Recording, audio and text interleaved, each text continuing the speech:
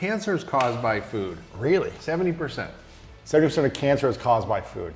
And sugar is the #1 culprit. People that are maybe eating a not so healthy diet, people that are overweight, if they do have depression, that there very well could be a link between the diet, the lifestyle, the obesity. Have olive oil, vitamin D, have lots of vitamin D. D3. And then what's next to live a long life? We don't always know about the foods we put in our body, how they affect us in a negative way. But this video has the top health experts in the world to teach you how to prevent yourself from destroying your health. Have olive oil, vitamin D, have lots of vitamin D. D3. And then what's next to live a long life? Next is you got to get some form of long-chain omega-3 fat, better known as fish oil. And vegans have no excuse anymore. There is algae-based DHA and EPA. But here's the deal. Your brain is about 70% fat. So if you want to call me a fathead, I will bat you. Yeah. And I can just see now the internet lighting up. Gundry is a fathead. So half of the fat in your brain is actually an omega-3 fat called DHA. So basically half of your brain is fish oil. Wow. And as I talk about in the longevity paradox, you look at people what are called the omega-3 index, which basically looks at how much DHA you have in you over the past 2 months. People with the highest omega-3 index have the largest brains and the largest areas of memory, the hippocampus. People with the lowest levels of DHA have the most shrunken brains and the smallest memory areas, hippocampus. So Mom was right when she said fish is brain food. She didn't know why it was, but we now know it's DHA is really what makes your brain. So sushi's good. Sushi is actually not a good idea. Oh, wow. Most of the people I see with high mercury levels are sushi eaters or dentists. And particularly sashimi grade tuna. God, it's so good, though. You just kind of want to stay away from it. Oh, sugarfish is amazing, though. Yeah, tono. And it's got the grains, too. Yeah, it's got the grains, so... So no sushi. Yeah, so once in a while. Yeah, once in a while. Okay. Absolutely. Yeah. But so fish oil is incredibly important. Yeah. And what I try to get people to do, and again, I measure this every 3 months in all my patients, and we're talking, thousands and thousands of patients over the last 20 years. You want to get about 1,000 milligrams of DHA per day. Now, how do you do that? Well, you get fish oil. You can go to Costco. I don't care. Right. And you look on the back, and you find serving size, and make sure it says 1 serving size. They love to fool you. They may say 2 or 3, and then you look down below, and you see DHA, and you look to see how much DHA is in a capsule. And you add it up and say, oh, okay, there's 250 milligrams of DHA in this capsule, so I need to take 4. Wow. 4 a day. Yeah, or 1,000 a day. however. 1,000 a day. Yeah. 1,000 a day of DHA. We got olive oil. We got vitamin D3. We have fish oils. What else do we need to live longer? So you got to have polyphenols in your diet. So what the heck is a polyphenol? How do you remember polyphenol? Think about polywanaphenol. Okay. Phenols are plant compounds. Polyphenols are plant compounds that plants use primarily to protect themselves against stress and sunlight. Just interesting fact. We know that red wine is beneficial for you because of actually 2 polyphenols. The most famous is resveratrol. The other one is quercetin or quercetin. The higher the grapes are grown, the higher in altitude the grapes are grown, the more polyphenols they make. Because they need more to protect themselves. Right? Exactly. It's basically suntan. They've actually protected themselves against sunburn. Interesting. Also, the more the plant is stressed, the more polyphenols it makes to protect itself. Right. Okay? So polyphenols are traditionally in dark-colored berries. So, for instance, blueberries, blackberries, raspberries. interesting fun fact, the leaves of these trees or vines have more polyphenols than the actual fruit does. So, for instance, black raspberry leaves have far more polyphenols than black raspberries. And I take black raspberry capsules, by the way, and it's in the book. There you go. So olives, for instance, are loaded with polyphenols, and olives that are stressed produce are even better. Wow. Olive leaves have more polyphenols than olives. So olive leaf extract is an easy way of getting the huge amount of benefits without drinking a liter of olive oil. So what about like, leafy greens? Do you want stressed out looking leafy greens, or do you want healthy, thriving looking? Excellent question. It turns out that the reason organic vegetables in general are better for you, besides the fact that they haven't been sprayed with pesticides and herbicides and probably Roundup, and we can get into that, is the fact that these creatures, these plants, actually have to work harder, and they have to produce more polyphenols to protect themselves against insect predation. And so that's actually the reason you want to eat organic. So when you're going to the farmer's market and the poor little organic vegetables have got potholes of insects, like they're dying, and they don't look very good, you go, I want that guy. Really? That guy is struggling. He is going to just be so loaded with polyphenol. Really? And correlation with that is the more bitter, the better, because polyphenols in general are very bitter. For instance, when we were developing, my signature product, Vital Reds, it's pure polyphenols primarily, and they're bitter. So we did lots of taste testing to figure out how the heck we're going to mask these really bitter compounds. So more bitter, more better. In fact, as I talk about in the book, I had the pleasure of knowing Jack LaLanne, who you would know is really the godfather of fitness and nutrition in the United States. And I knew him in his later years. And Jack used to have a saying is that if it tastes good, spit it out. Interesting. Now, what he really meant by that is bitter things, nasty tasting things, is actually what is going to give the bugs that are actually going to keep you alive what they want to eat. And more bitter, more better. So, the more polyphenols, the more bitter greens I can get into you, the better. Interesting. But you can get that through capsules and other things too. You don't. You can. And in fact, that's one of the reasons I'm a nut about taking a bunch of supplements, because if you look at even really good organic eaters, most human beings only eat maybe 20 different plant species. I probably eat like 3. Yeah, most people do. Like 5 maybe. Yeah, and ketchup is not a vegetable. It's a tomato, and we can't do that. So our ancestors, and even looking at modern hunter-gatherers like the Hansa tribe, they eat 250 different plant species on a rotating basis. And you think about it, all those plants are grown organically. They're in 6 feet of loam soil. They got their cool microbiome. So they're just replete with all these nutrients and polyphenols. And so, if people think that they can actually do a great job eating healthy without supplementation, I got oceanfront property in Palm Springs. I'm happy to sell them. We're talking about the brain and food connection. Right now in the world, it seems like mental health and depression is a hot topic. It's something a lot of people are talking about. They're having mental health challenges, depression challenges. And I'm sure there's many factors to this: social media, comparison, bad foods, a lack of exercise, a lack of sleep, anxiety, up all night, environment, lack of purpose, there's a lot of social factors probably that tie into mental health challenges. How important is food by itself and relating to minimizing depression, social anxiety, and mental health?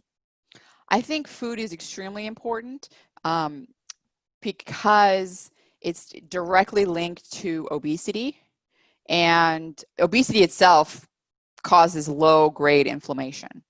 And foods that are really high, particularly when you combine a high saturated fat with a high refined sugar. So let's say you're drinking your glass of milk with your cookie. Like that's the worst because you're getting the saturated fat and the sugar. That's my whole childhood. And that's been shown to cause a very high, what's called postprandial inflammatory response. So we've been talking about postprandial glucose response, which is after you eat, so postprandial. There's a inflammatory response that also occurs after eating. And inflammation itself has been shown to, inflammatory molecules cross the blood-brain barrier, and they play a role in basically depressing dopamine signaling and serotonin and all sorts of affecting neurotransmitters and brain function. And there's been studies directly showing that if you inject a person with an inflammatory cytokine, it causes depressive symptoms versus Really? injected with saline. Yes. So the more inflammation we have in the body, it increases depression. Exactly. Inflammation. We used to think, again, the brain was separate from the body, and that the immune system and all that didn't affect the brain. Turns out that was all wrong. Absolutely wrong. And these inflammatory mediators do get into the brain, and they get into the brain and they change, they're changing the firing of certain neurotransmitters and things like that. They're also activating the resident immune cells in the brain called microglia, astrocytes, a type of astrocyte. And, that also is linked to depression. And we put out a little short video on this, on an animated video actually, on inflammation and depression, and talk about a lot of the studies because it's something I don't think people realize, that the food you eat, and not only the food you eat, your lifestyle, being obese and overweight, being sedentary, exercise is one of the best anti-inflammatory medicines you can get, period.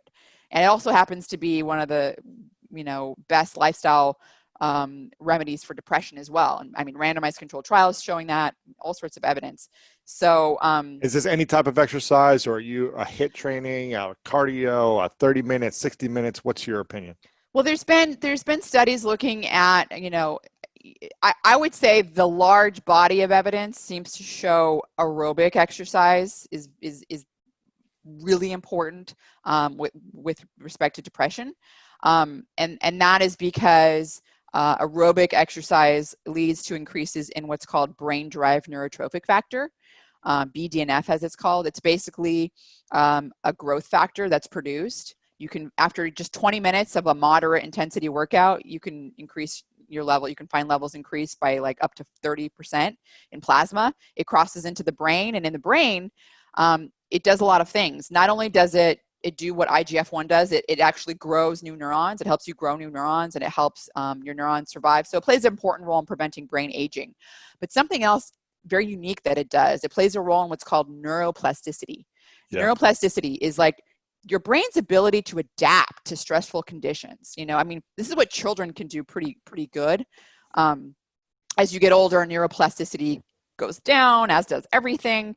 But neuroplasticity is important for being able to cope with stress, like the stress of a pandemic, for example.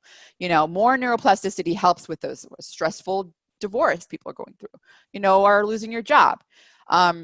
Lots of stressful things, but neuroplasticity helps the brain cope with that. And brain-derived neurotrophic factor helps increase neuroplasticity, which decreases with age.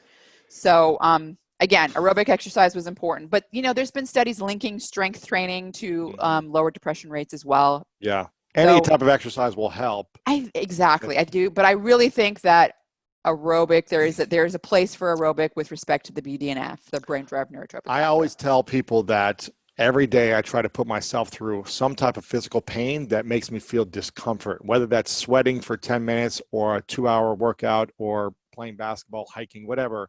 I try to put my mind and body through something where I'm like, gosh, I don't want to do this. But by putting myself through pain, controlled pain, it sets me up to be more under control when there is chaos and pain. Right. And I think that's the key we should get to, is like controlled pain, healthy pain, so that you're not out of control when there is chaos and pain in the world.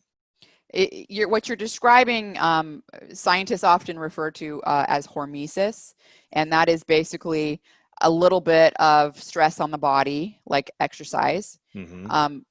Basically, because our body tries to maintain what's called homeostasis, a little bit of stress will cause our body to respond to that stress with a lot of anti-stress, anti-inflammatory, antioxidant, growing new brain cells, all these beneficial things. So wow, a little bit of stress gives you a lot of good stuff, right? Interesting. Whereas low grade chronic stress all the time, it doesn't do anything. You're not getting that. You're not getting that powerful. Okay. Yeah, response. This is amazing. I'm going to say something that I hope I don't offend anyone when I say it. That I am all about self-love, self-care, loving yourself for who you are, accepting yourself for where you're at in your life, physically, emotionally, environment, financially, all that. The more I hear you talk about this, the quote unquote self-love movement of accept who you are and accept where you're at with your body and what you eat, and it's okay to eat whatever you want, just love yourself for who you are, is that self-love mentality, that specific type of mentality, killing people and hurting them if they aren't willing to adapt no, it's not okay to continue to eat whatever you want all the time and just love yourself and accept yourself for who you are. You have to make sure you arm your body and your mind and your health with the nutrients, the tools, the exercise in order to decrease depression and increase happiness. I think that there's absolutely, if you're going to just eat what you want and accept being obese, that you'll be causing yourself more harm, and both physically and mentally. And that also probably affects your loved ones as well, you know, that care about you, or perhaps that you're interacting with and you're in a terrible mood. And so, you know, when your neighbor's happy, you're happy, right? You know, so I think that there's part of this movement. I think there's a fine balance between you don't want to have your expectations so high that you can never be happy. Yeah, right? and I'm never going to look perfect, and someone's always skinnier than me, and I'm never going to have blue eyes. I'm never, you know, so if I'm always like, well, only people with blue eyes are the prettiest, like, then I'll never be happy. So like, that's an unreasonable expectation, right? In my mind. So, I mean, there are things where, you know, like I'm never going to be a billionaire. And if that's all I wanted in life to be happy, I'll never be happy. So there are things I think that you can, there's a certain balance between, I mean, you want your expectations to be high in a way. You want to always aim for what you know, aim for the stars in a way, and try to like work hard to get there. So what I'm trying to say is I think that self-love movement came from somewhere, right? I think there was something to that, right? But I think it sort of spiraled out of control, and what's happened now is you're saying, well, accept things that I don't want to change rather than you can, because you can change that. You can lose weight. You can eat different foods and get make healthier. Different decisions. People that are eating refined sugar, people that are drinking these sugar sweetened beverages, you know, and there's a lot of people, maybe not so many people listening to the podcast or watching it, but there are people that do. And, you know, there's been studies that have shown refined sugar acts on the reward pathway in the brain, dopamine pathway, in a very similar manner to controlled substances, drugs like nicotine, yes, methamphetamine, yep. Not to the same degree, but they're acting on the same systems, and it increases a feel-good hormone when you take it for the moment, but then it makes you decline afterwards and crash, right? It does. And you know, I think the important point to realize with that is that when you take that away, when you stop, what happens is there is a withdrawal, and it's been shown, at least with, for example, with nicotine studies, that your dopamine's getting constantly fired, and so your what's called dopamine receptors, which basically the dopamine acts on to make you feel good, those start to decrease because your neurons are going, oh, well, I have so much of this around, I don't need so many of the receptors. So when you take away that thing that's causing the dopamine all the time to go away, you have fewer receptors, and now you don't feel as much. I mean, it's just really bad. You're not feeling any amount of dopamine, right? But it's been shown that sort of normalizes within 3 months. And 3 months is a long time, but it's actually not that long. Of cutting out the sugar, you mean? Of like Well, cutting. this has been shown with nicotine. I'm just drawing Got a you. parallel. Yeah, I'm drawing a parallel saying, look, it's not going to be easy the first month. It's not going to be It's easy the so first hard. It's so It's not hard. going to be easy the first month. It may not be easy the second month, but it's going to get easier. And it's not only is it going to get easier, you're going to be happier. Your body's got to regulate itself. The hormones are going to regulate, right? Things are going to self-regulate. Things start to get back to normal. Exactly. It's very challenging, but it's necessary to get healthier and happier, right? It is. I don't think people realize that, depression, it's not just a genetic disorder. It's not just something that can't be fixed ever. No, in some cases, there are definitely genetic cases of depression. I'm not saying that that's not the case. But can you heal depression through food and nutrition and exercise? Well, there have been studies that have shown that exercise can be a treatment for depression. And there have been studies that shown changing someone's diet can also improve depressive scores. And particularly the combined two is even more robust, which makes sense. So there's something for people to realize, people that are maybe eating a not so healthy diet, people that are overweight, definitely obese. And if they do have depression, that there very well could be a link between the diet, the lifestyle, the obesity. Fat cells itself, they also they produce inflammatory cytokines.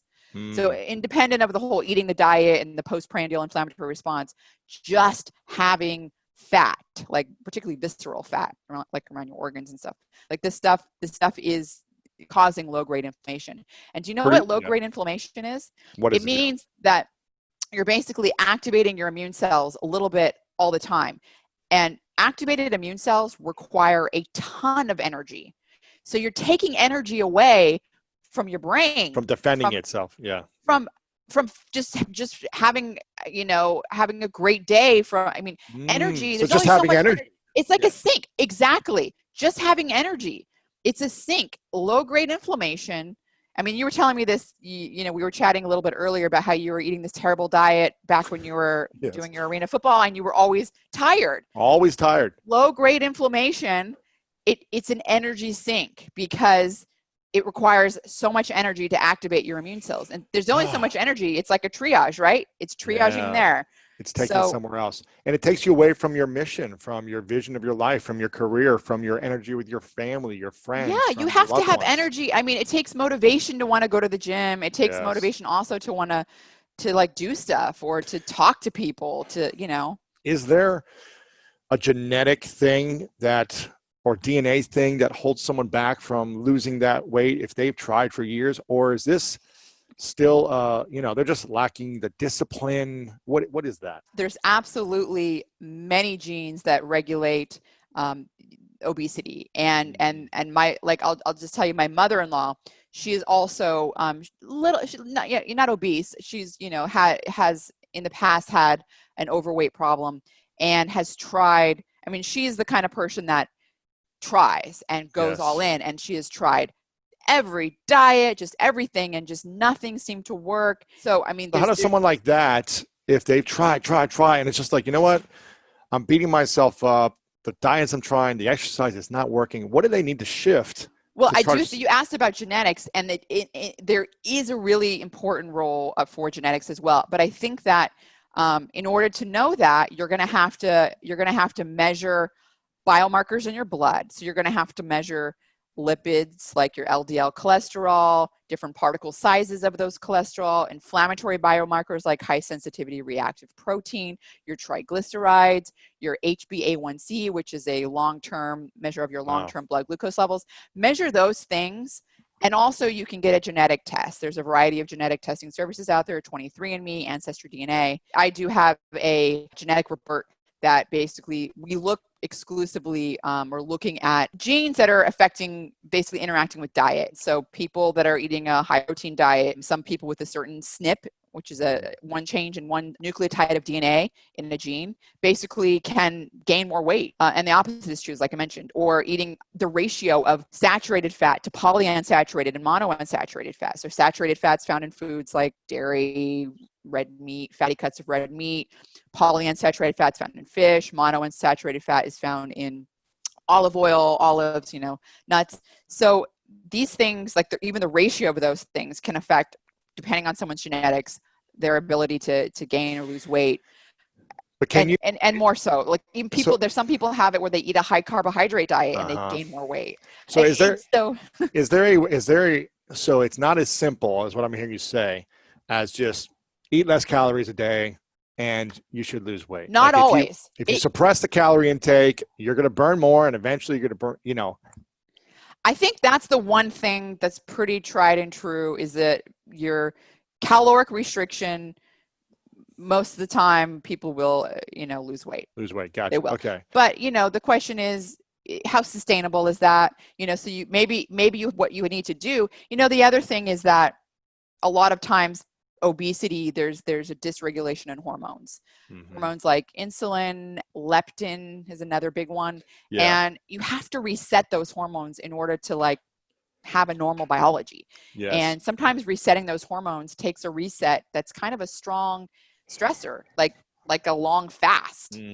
A long fast, where you're basically resetting those things, and that's what did it for my mother-in-law. So that was my long story. She did a long fast and helped reset. A couple of them. So she did. Now, by the way, when I say a long fast, typically intermittent fasting is anything less than 48 hours. A longer fast would be longer than 48 hours. 3 than 2 days. plus days. Yeah. No, she did. The first time she did a 3-day. She started out by doing sort of a caloric restriction, low calorie diet, just to kind of get her into it. And then she did a 3-day fast where she didn't eat anything, a little bit of salt. She would take a little bit of salt in and drink some water. And then she did 4 days. And she did this separated by a month. And that reset her metabolism. And all of a sudden she started losing weight. Wow. And this has also been the case for a few other friends of mine, particularly one that was morbidly obese, and he lost 180 pounds. Oh my gosh.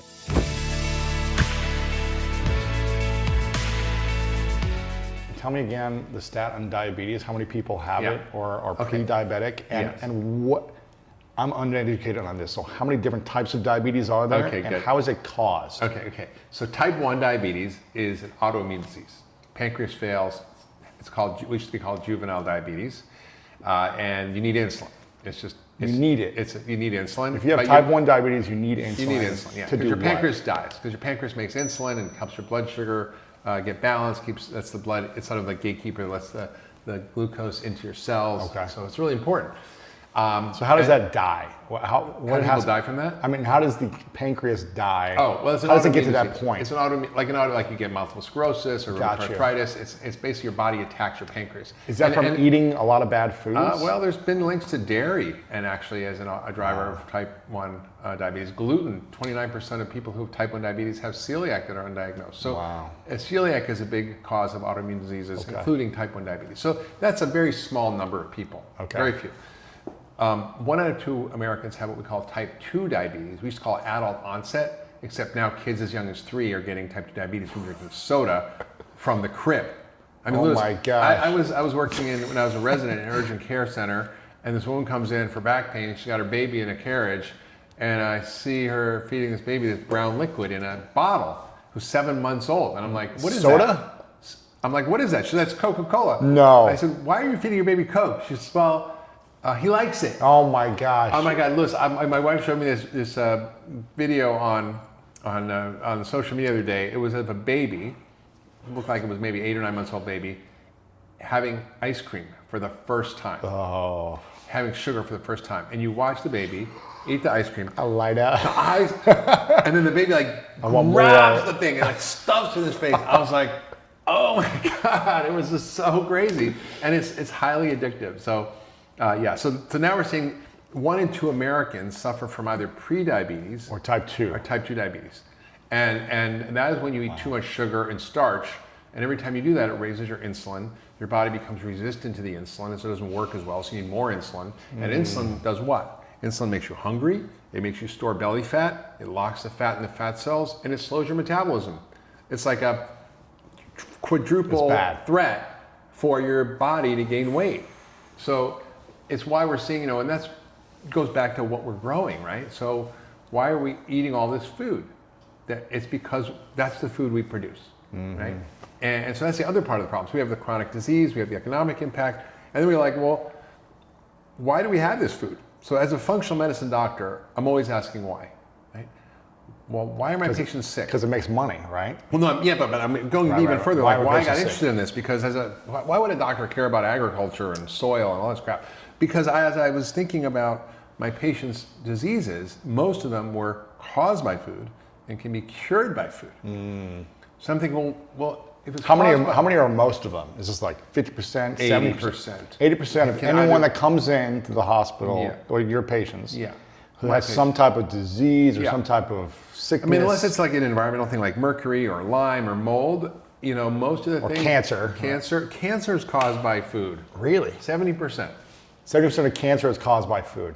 And sugar is the number one culprit. Heart disease, diabetes, Alzheimer's, heart disease, the big killers. Are by sugar and food. Yes.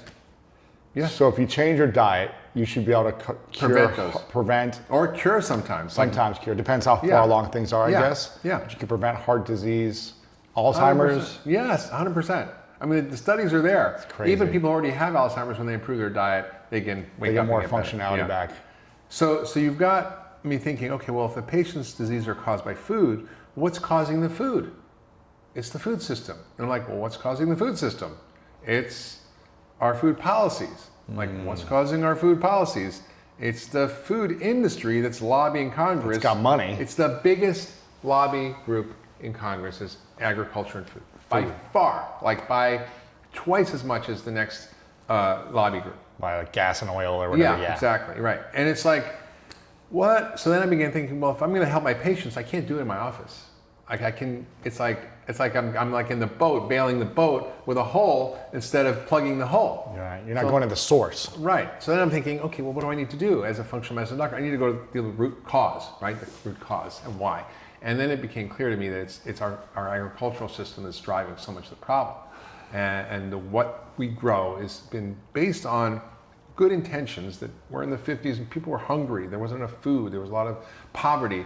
And so we figured out a system to produce an abundance of starchy calories. So we can have food. So we can have food. And we were great at it. And we have cheap, abundant corn and wheat and soy, which are the commodity crops that are turned into industrial processed food, which is now 60% of our diet. And for every 10% of that you eat, your risk of death goes up by 14%. Shut up. Yeah, so you're crazy. So you're basically, feeding Americans a diet we know is going to kill them. The research is so clear on this. There's no scientific debate, and yet we don't do anything about it because we have these dysfunctional food policies.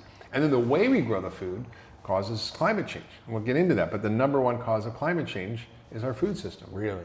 People don't realize that. I didn't know it. I'm like, it's oil and gas and all this stuff. I'm like, but what is it? Is it the trucking? Is it the animal feces? End to end. Is it so first of all, deforestation is devastating. Not only do we destroy the soil on which we cut down the trees, but the trees are carbon sinks, so we lose that. So they're not sucking in the bad air. They're sucking and putting in out carbon good dioxide, right? I mean, basically, plants suck out carbon dioxide. That's what they breathe. We breathe oxygen; they breathe carbon dioxide. So that's a perfect antidote, right? Yeah. And then the soil also we're damaging by the way we're farming. We've lost a third of our topsoil. It's responsible, and people don't know this, but of all the greenhouse gases in the atmosphere, the loss of soil, organic matter, like healthy, rich soil, is responsible for 30 to 40% of all greenhouse gases currently in the atmosphere since the Industrial Revolution. Does that mean why is that? Does it why? suck up? Does it suck? Because soil it can hold more carbon than is in the atmosphere right now. There's a trillion tons of carbon in the atmosphere, which is a lot. I don't know, a trillion tons, I don't even know how to measure that. And the soil can hold 3 trillion tons of carbon. And how does it do that? It's an ancient carbon capture technology that is available all over the world, that's free that's can be more effective than all the rainforests on the planet, than all the forests and trees on the planet. It's called photosynthesis. And if you have like grasslands, for example, like we had big prairies in the United States, they suck down carbon, they breathe it, and they put it through the plants into the roots, feeds the mycorrhizal fungi, which then make healthy soil, feeds the bacteria, and you get this incredibly rich live soil that holds tremendous amounts of organic matter that is carbon. right? I mean, carbohydrates comes from the word carbon, which comes from carbon dioxide. Wow. Right? Ding, ding, ding. It all connects. And, Interesting. and so we've lost. So if we don't have the soil for it to consume, then it just bounces off back into the air, I guess, and we're just consuming it in other ways. Yeah, and the soil can hold so much carbon. The UN estimated that if we took the 5 million hectares of degraded farmland around the world, if we took just 2 million of that and spent 300 billion, which is the total military spend for 60 days around the world, which is not much. Yeah. 60 days, 2 months of everybody's military spending. We literally could stall climate change by 20 years. Wow. Because of putting back the carbon in the soil. And not only that, it holds water. You see, in Iowa and in the Midwest, there was floods that just destroyed 1 million acres of cropland that otherwise could have been fine if the soil could hold the water. But it just sits on the top where it runs through, and we lose all this water. So that when you have organic matter in the soil, it holds 27,000 gallons for every 1% organic matter in the soil per acre. So it's an incredible water sink, it's a carbon sink, and we've lost all these soils, and it's because we're growing these commodity crops in ways that destroy soil. We're tilling the soil, we're turning over soil erosion, it runs off into the rivers. We kill all the life in the organic matter by poisoning it with fertilizer, with pesticides, with glyphosate, herbicides, and it's staggering. And then we have all these sort of unintended consequences. We started growing all this food, and we thought this agricultural revolution was great. All these chemicals are great. Fertilizer's great. We can do all this good stuff. Tractors, big farms, more food, feed the world. It's backfired on us, and it's producing the worst food on the planet. That's causing devastating environmental damage, staggering climate change. So it's the soil loss, it's, you said, deforestation, it's the factory farming of animals, which should be banned. It's the transportation, storage, refrigeration, and the food waste. I mean, food waste a lot of waste. Yeah, but we waste 40% of our food. We really That's on our plate. We don't eat it. Imagine going to the grocery store, buying a bunch of groceries, and getting home and throwing 40% in the garbage. The average Americans waste $1,800 of food a year, and it's about a pound a day, and that goes to landfills. The landfills, then it rots and creates methane. So you could be a vegan throwing out your food waste and scraps, and you could be contributing to climate change.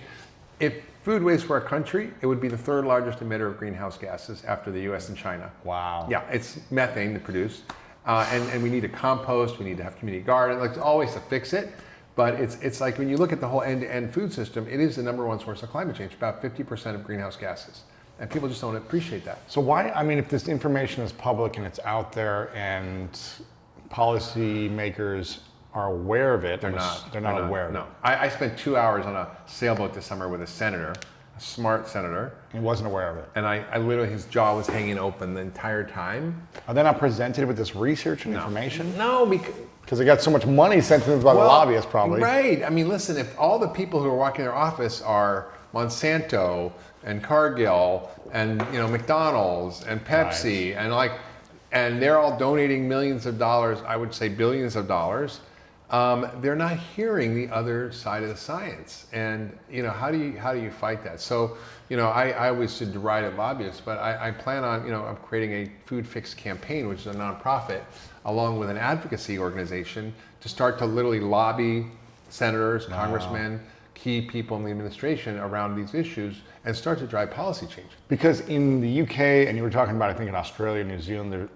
or in Asia, you were saying that you can't do certain things with the food, otherwise you'll go to prison, you'll go to, you'll get killed, like in the UK, they don't have a lot of these dyes, and, right? Yeah, so it's so funny, the FDA, is so influenced by the food industry, and I was once with the former head of the Federal Drug Administration, Food and Drug Administration, Peggy Hammer. Former. She was, but then she was the FDA commissioner. Yeah. But now she's former. And I was at the World Economic Forum. I said, Peggy, how come we have so much trouble with getting advances in food labeling or dealing with toxic chemicals in our food or antibiotics in animal feed or she's like, well, when we try to make too aggressive change, Congress threatens to shut down our funding because of the food lobby. They threaten to shut it down? Yeah. And then what? If they shut it down, what would happen? Well, they're limited in their ability to do their job. And so the FTC, the same thing happened. In the 70s, there was a movement by the Federal Trade Commission to have, negative education campaigns around sugar and how bad it was. But the Congress says, we're going to pull all your funding and shut you down if you do this. And so they pull back. For example, you asked a question about Asia. We have this thing called GRAS, which is generally recognized as safe. So the food additives. We have thousands of food additives. Only about 5% have actually been tested for safety. In the U.S. Some of them are grandfathered in, right? Like so Crisco, for example, trans fat was grandfathered in as a safe food to eat. But it took 50 years for researchers to finally prove to the FDA that it wasn't safe because it was the basis of all processed food, right? Crisco shortening, it shortens your life. It's like, oh my gosh. And so they literally had to be sued by a scientist in order to actually turn it into a non-safe substance. And then, of course, they gave the food industry years and years to get it out of the food. So but in this country, there's so many things that are used in our food supply that are banned in Europe, like BHT, butylated hydroxytoluene, food additives, various dyes, and something called azodicarbonamide, which is a softener that makes like bread more like fluffy and soft. And it was used in Subway sandwich. Our friend Vani outed them and said, "This is your yoga mat material in your Subway sandwich." And they got it taken out, right? Pretended to eat her, and she got it out.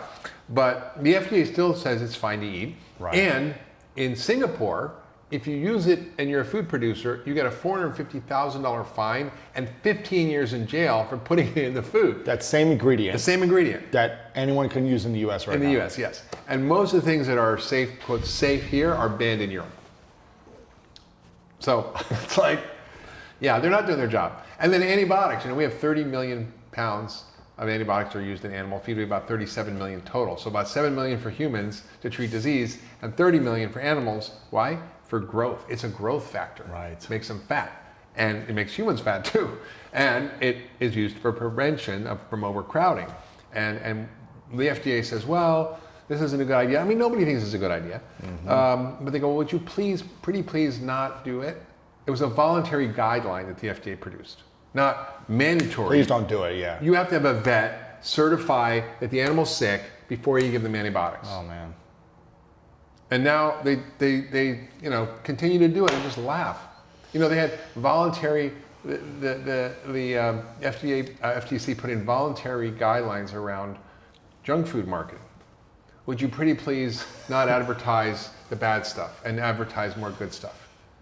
It was just voluntary, and the food industry went ballistic and had it overturned. So even the voluntary guidelines are nullified. Like, no, wow. And sugar, it's like, I'm the first one to raise my hand when I say, like, I love sugar. And it's my biggest vice, right? Like, I love cookies and candies and cakes and brownies and anything you can think of. I love it, right? We programmed. I don't know why I don't have diabetes. So much sugar I've had my whole life. But you can't be having that much because you look pretty good. Well, I train hard too, right? I go through waves. But as a kid, I would drink like 9, 10 Dr. Peppers a day, I remember. What? Like some days in the summer, you're just sitting around. You could have been president. Isn't that what our president? Exactly. But I would I would run around and work out and play sports, but then I would just drink because I thought that's what was on TV. You were 16, 18. You're like. And I was like 9, 10, right? So I was like, but it was, you'd see it on commercials like your NBA superstar drinking Dr. Pepper or Sprite or whatever on the basketball court. And I don't know if it was just like subconscious or just it tasted good and you didn't think about it. This is where the food industry is so, I talk about it in my book Food Fix, but the food industry is so strategic about how it advances its mission and goals. And it does it through multiple channels. And I'm just going to go through them because people just don't know. Celebrity endorsements, right? Yeah, the first, obviously, celebrity endorsements, which is the obvious one. They co-opt social groups. So they fund groups like the NAACP and Hispanic Federation. The African American and Latino communities are the most affected by diabetes and obesity, and they co-opt them by funding them. I want to show the movie Fed Up at the King Center in Atlanta, and Bernice King, Martin Luther King's daughter, was all about it, and she was excited. But once we got it scheduled, a few days later, I got a call that we couldn't show it. I'm like, why? She says, because Coca-Cola funds the King Center. No. Yeah. I went to Spelman College, which is African American Women's College in Atlanta, And the dean said to me, half of the 18-year-olds coming into college have a chronic illness, obesity, hypertension, diabetes. 18-year-old women. And I'm like, why is there soda machines all over the campus? Why? It's just because Coke funds. No. And one of the people on the board of trustees is one of the highest executives at Coca-Cola. Oh man. An African American woman. It's like, so they co-opt social groups, and that's why they, for example, oppose soda taxes, because they're in the, you know, in the funding of these big soda companies. And then of course they fund research. So they fund 12 times as much research, $12 billion worth of research a year to study nutrition. So Gatorade gets studied by Pepsi. Really? Gatorade's the best thing in the world. It's not, it's just sugar, right? Or, you know, Right. So it corrupts and pollutes science. So people are confused. Why is there so much confusion about nutrition science? Third, they create front groups. Call them spin doctors. So they create front groups that seem like they're independent groups, like Crop Life. Yeah. Or, you know, like And they're tweeting the Center for Consumer Freedom. Right. Or the American Council on Science and Health, which, by the way, is run by a bunch of doctors who suggest that pesticides are safe, that high fructose corn syrup is great for you, that smoking doesn't cause disease, and, you know. Why would they do that? Because they get paid a lot? They're funded by Monsanto and Big Food and Pepsi. You just look at their funders. And they spent $30 million fighting GMO labeling in California, this front group. It was all funded by Monsanto, right? And then you got these front groups. And then you have them co-opting scientists and academies. So the nutrition academies, the American Heart Association, American Diabetes Association, their funding in large part comes from industry. And so the Academy of Nutrition and Dietetics, which is our main nutrition association, 40% of their funding comes from the food industry. You know, they have sponsored, you know, lectures at their meetings that are, you know, with people saying, well, high fructose corn syrup is good and diet drinks are good, and like, Right. it's just completely corrupted. And so these professional societies give guidelines, and they're corrupt. And Dr. Ioannidis from Stanford, who's a scientist who looks carefully at the research and conflicts of interest, says, you know, these professional societies like the American Heart Association and Diabetes Association should not be making guidelines. And then, so you've got all these ways in which they sort of screw things up. And then, of course, they are aggressive in advertising and marketing, which is illegal in most countries. And then they have lobbyists running around Washington driving policy that supports all of what they do. So you've got this massive effort, and it's often subversive and illegal. And it's kind of shady. You uncover all the lies about food, right? That's right. All the lies that the food industry tries to feed us and tell us, which is actually healthy for us, but when it's actually really bad. That's right. And so, you know, my mission has always been about educating the public about the chemicals in the American food supply. And my first book, The Food Babe Way, was all about the chemicals. How do we get the chemicals out of our diet? And this book actually takes it a step further and goes behind the scenes and shows you exactly the playbook that the food industry uses to continue selling us these chemicals, to continue to confuse us about what's truly healthy so that we continue to buy their products. Really? So it's like false marketing. Absolutely. It's the packaging, it's the marketing, the language, the words they use. The things you everything. read on social media, the Everything. things you see in the media. They'll have a fit, like healthy looking woman or man on their packaging just to say this is how you're going to look, even though it's not good for you, whatever it may be, right? That's right. It's all marketing. A lot of it is. Okay. Yeah. And Even if they have the ingredients that show that there's all these chemicals and bad stuff in it, they're saying other things on the front. That's right. On the face, it looks nice, but on the back, it's like all dirty. yeah, a perfect example of this is Diet Coke, right? Oh, yeah. Diet Coke diet, right, Yeah. is part of the name, right? It makes you think that you're going to stay lean and trim and that you can get away with eating 0 calories and still enjoying this buzz from this caffeine and the sweetness from this drink. But what's really happening behind the scenes in your body is you're consuming artificial sweeteners that trick your brain into thinking that, hey, I'm receiving some nourishment because this thing is sweet and it tastes like something that has calories and nutrition. But in actuality, you're not getting any of those calories. So your body's like, wait a minute, I still need some nourishment. I still need nutrition. And so your body continuously craves additional food. And so you end up eating more than you would otherwise do. And so you end up in this yo-yo cycle of dieting and never being able to break free. How many chemicals are in a Diet Coke, do you know? Or how many ingredients? Is it a lot, or is it?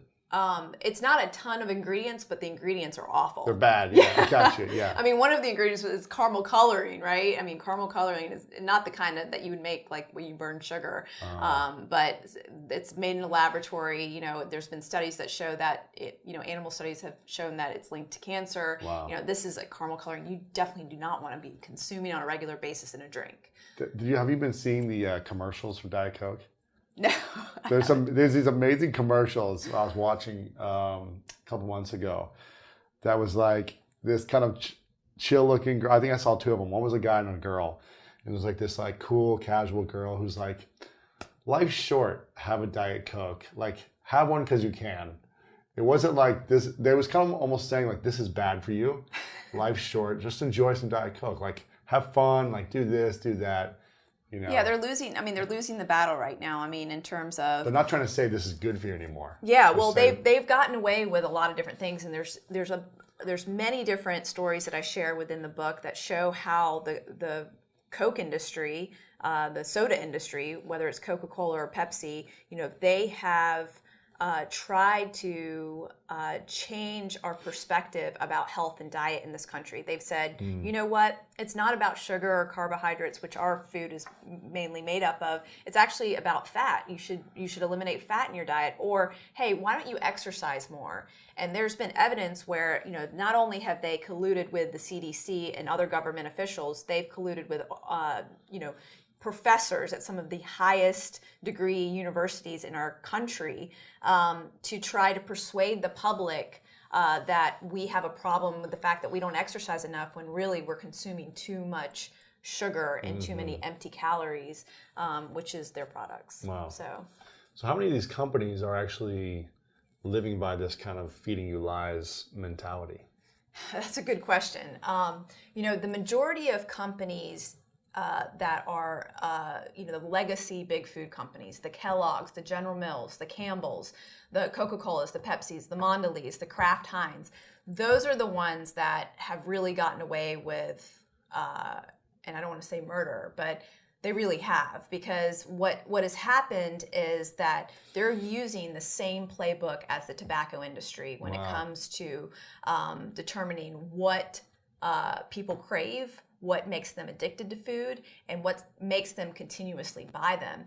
You know, the majority of chemicals that have been invented in the last 50 years or so have been invented for one reason: to improve the bottom line of the food industry. Not to improve our health, not for our nutrition, not to make us healthier, not to help us, achieve our health goals or to avoid disease. They've only been there to improve the bottom line of the food industry. So you just think about that. So when you look at an ingredient list and you see all these different chemicals in there, they are not serving a purpose for your nutrition or your body or to make you feel really great. They're just serving the interests of the food industry. And this example, it can be shown in a really unethical way when you look at our food versus other food in other countries. So for example, McDonald's French fries. Here in the United States, they're made with a slew of different chemicals. One of the chemicals is dimethyl polysiloxane. It's the same ingredient in silly putty. Wow. It's also an ingredient that is preserved with formaldehyde, and an ingredient that the FDA has not truly even studied or approved to be in our food system, right? How can it be in McDonald's if it's not FDA approved? Well, it's a GRAS. It's generally regarded as safe, but the ingredient itself is actually deemed safe by the food industry themselves, not the FDA. So there's this underlying assumption that our ingredients are being like managed and tested and safety tested by the government, right? But the FDA doesn't have any of the mechanisms to do that. So they rely on the food industry themselves to say, hey, this stuff's okay.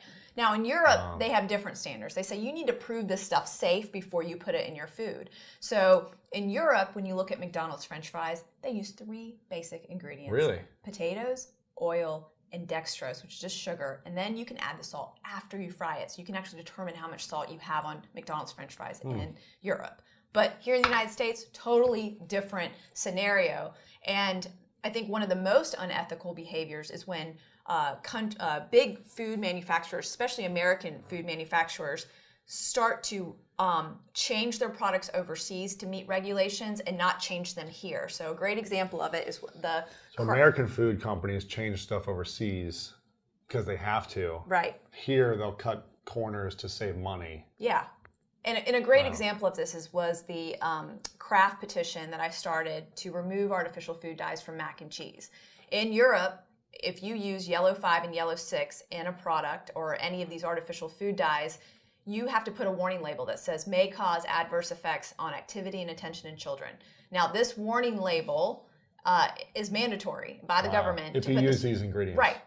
But here in the United States, you can get away with using them. So instead of putting the warning label on Kraft mac and cheese in Europe, Kraft said, you know what, we're going to change the ingredients. We're going to put beta carotene and paprika. That's what we're going to use over there. But we're not going to change them here in the United States. So they know that their product could cause hyperactivity in children, but they choose not to change it. Wow. Because our government allows them to get away with it. And I feel like that's the most unethical food practice ever. Wow. Because as a company, as someone who is serving food to you, as two people, you have, I think, an ethical obligation to say, you know what, I should serve it the least harmful as possible to people. I shouldn't know this information about different regulations and just ignore it for different populations because I can get away with it and make more money. Wow.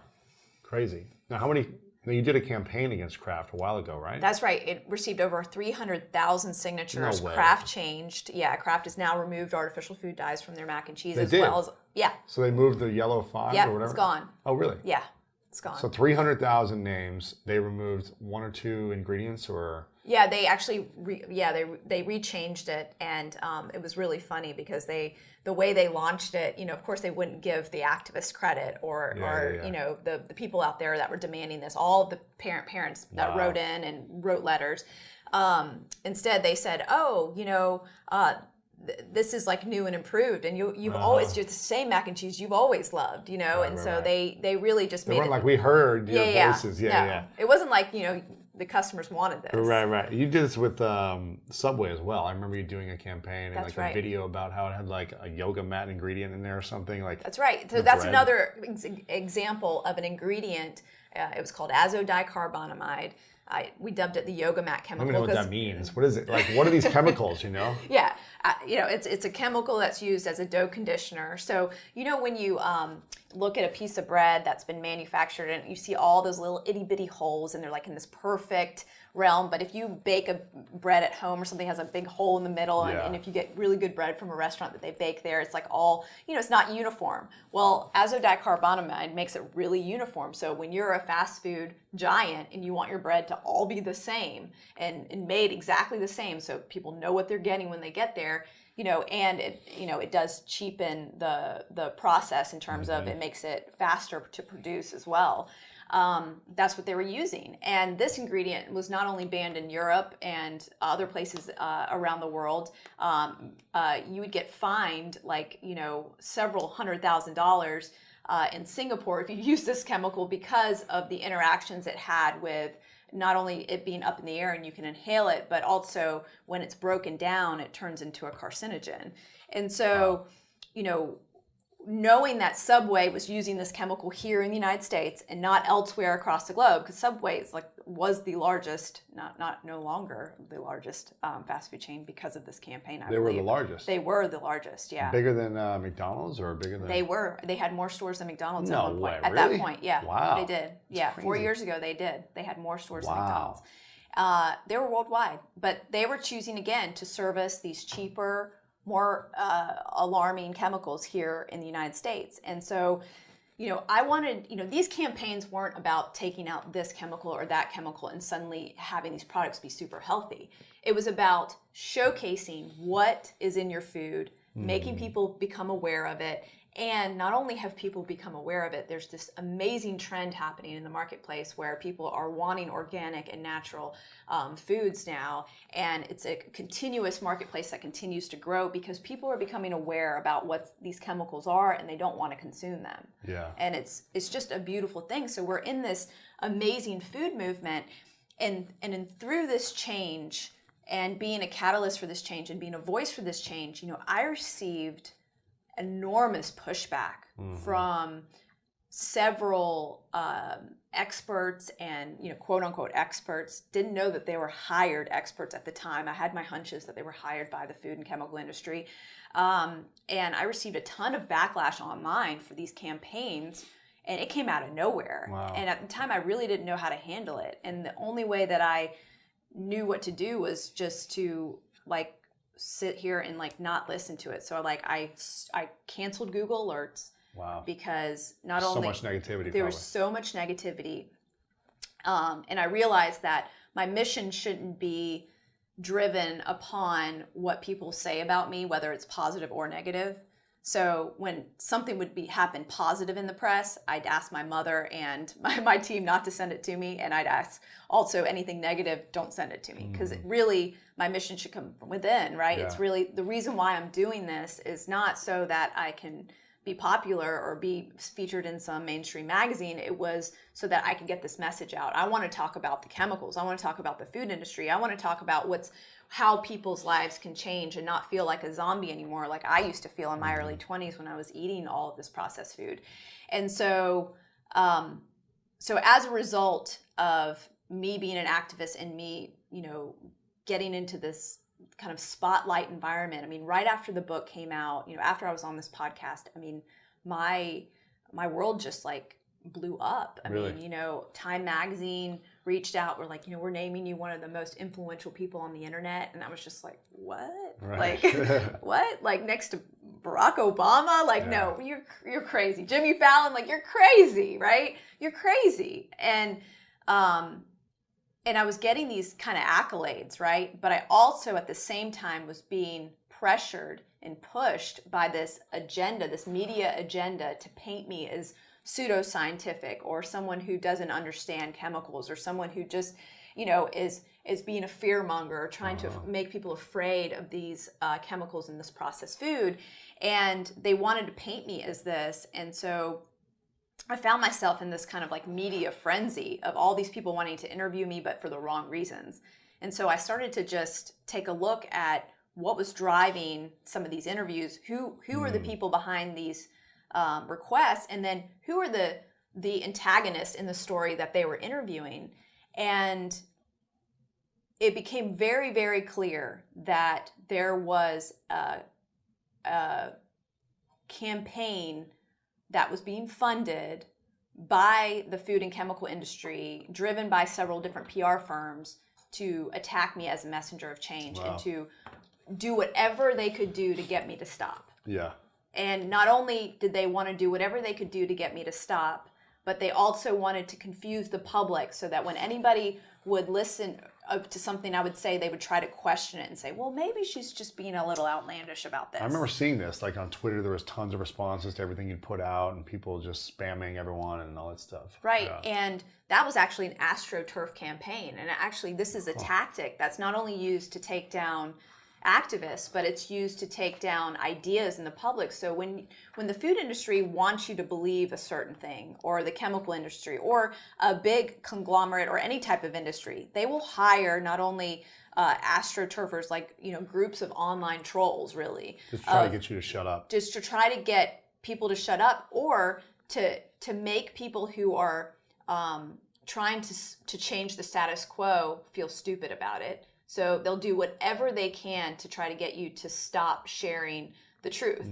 And so not only will they bully you online, but they'll go into comment sections of mainstream media articles and try to fight with people in there and try to showcase fake comments to take the side of the food industry, to take the side of the corporations. And not only are there these online troll groups, but they're really being driven by these front groups that are, they look like third-party independent groups, right? They have these long fancy names, these councils. Associations.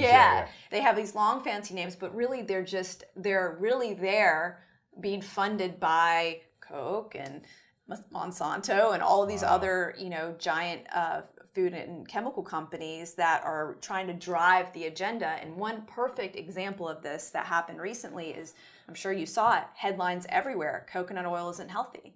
It was on the front of the USA Today. Wow. It was everywhere. And, you know, as a person who's been studying health and nutrition now for over 10 years, I was like, whoa, whoa, whoa. How's it not healthy? Yeah. And it was I mean, I'm not talking, it was just in USA Today. I mean, it was on everything. And it was because the American Heart Association was the one delivering the message. And people believe this association. Little do they know that the AHA seal used to be on Trix and other cereals that were terrible for your health. But and they're, you know, they've had their seal, you know, you can buy their seal basically and put it. I mean, it was on Subway, it was on a lot of different fast food chains.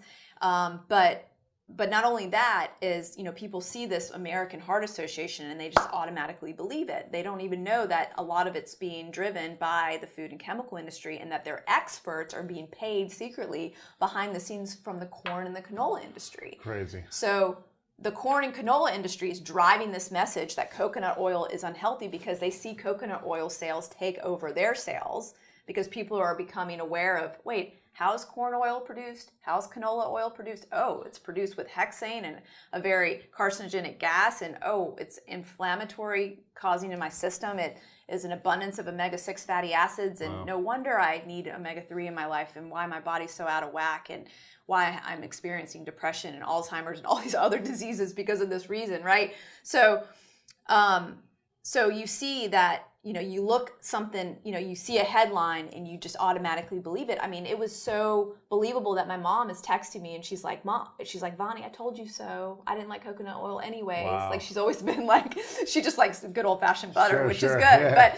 But you know, I've always told her like, if you fry something, fry it in some coconut oil versus like, you know, canola oil or corn oil or soy oil. And she's like, look, it's all over the paper. And she's even believing it. And meanwhile, if you don't look behind the headline, you don't look into who's driving this message and the experts who are being paid to promote this agenda, you are going to suffer as an individual because you're going to believe this information. You're going to make these choices about your health and what you're feeding your family, and you're setting them up for failure. And so this is what Feeding You Lies is about. Exposing these tactics, exposing this playbook so that you as the consumer, you become a health investigator yourself. You can see beyond a headline now after reading this book. You can see when you see slews of comments believing one thing that just, you know, your intuition is like saying, I don't know about this. You can kind of dig deeper and see, whoa, is this an AstroTurf campaign? And I give you tactics on how to handle that if that happens to you.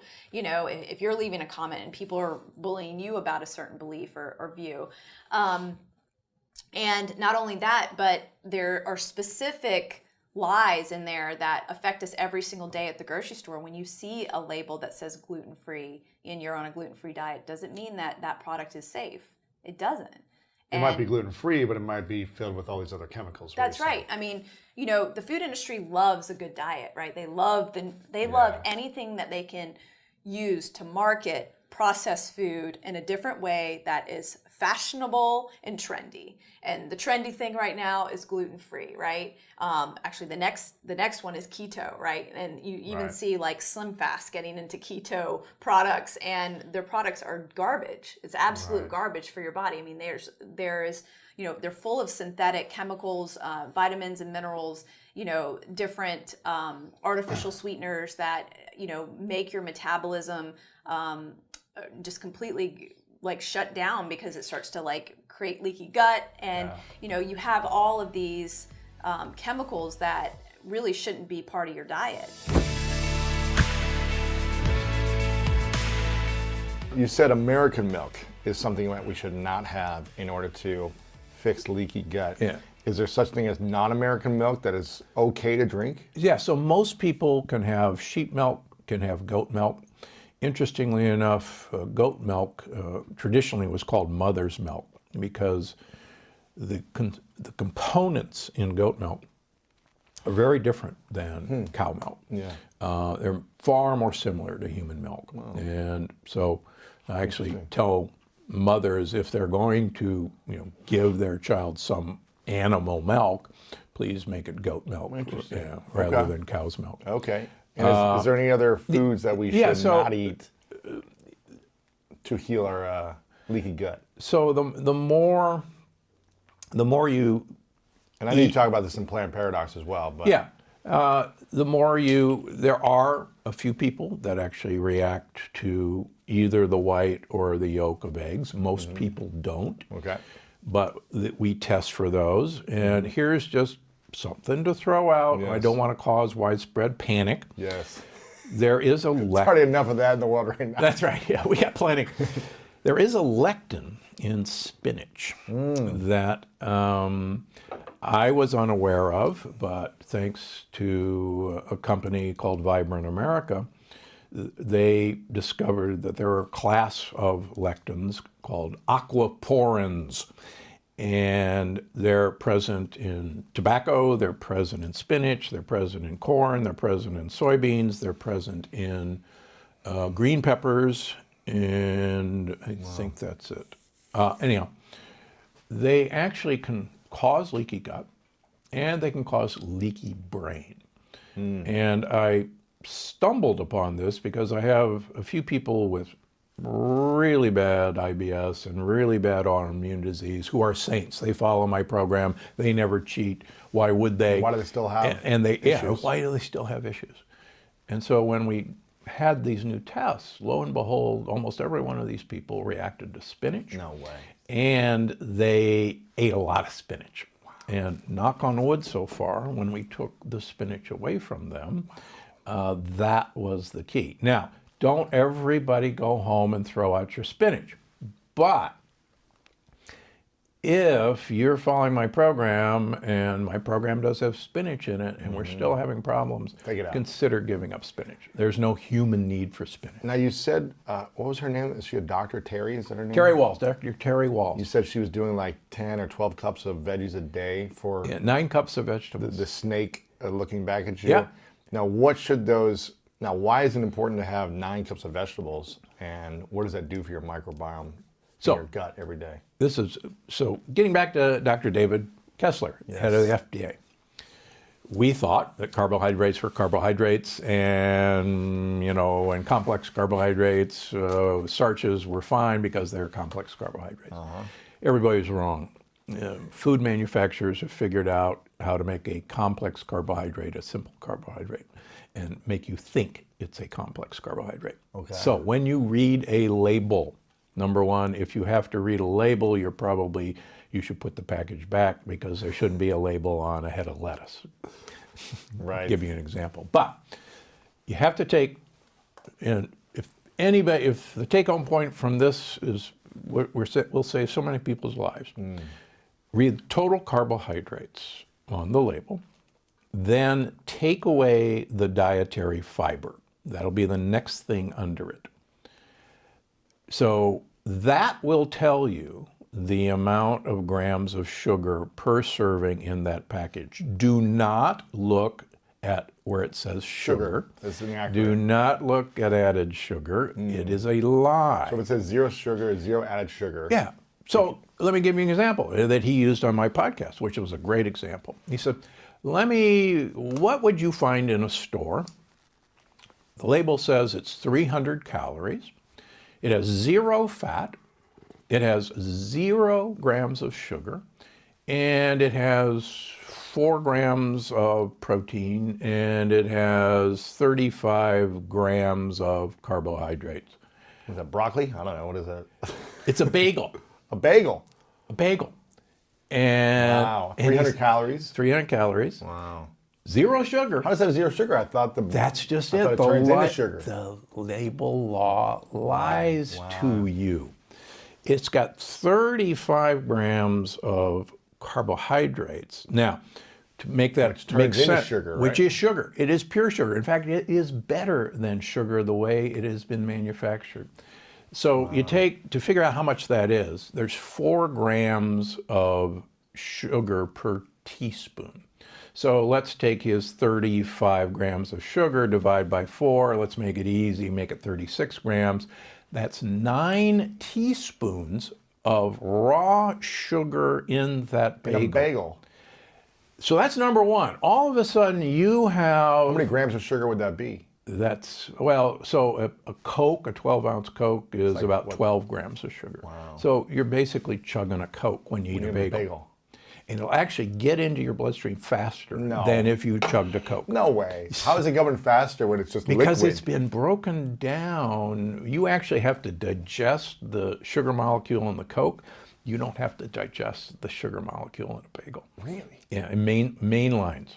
So that's number one. Number two, what nobody knew was the bacteria, that most of your bacteria live down in your colon and your lower part of your small intestine.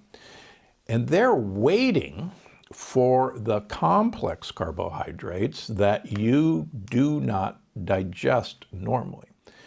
They're waiting for their meal that always used to come.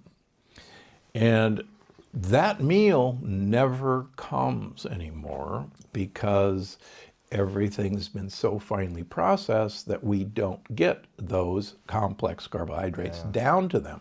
So they starve to death. Now, what's really cool is that those guys take that meal and they make all these really cool compounds that, number one, keep the wall of the gut intact, allow the wall of the gut to heal itself.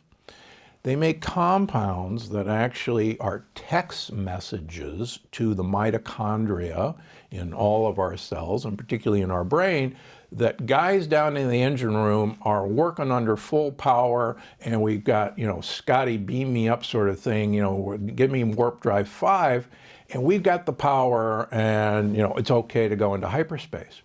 If they don't make those compounds, your mitochondria go, geez, I got nothing to work with here, and we got no backup system. I'm going to sputter down to a crawl. And people wonder why they're fatigued, even though they're eating more than ever, and they're eating all these sports drinks, and they're having 27 cups of coffee, and going, where's my energy? And it's because we no longer have this beautifully designed symbiotic relationship, and we've starved the most important part of us. And that's why Jack LaLanne said, if it tastes good, spit it out. So why 9 cups of vegetables then? Because that is actually giving those guys what they want to eat.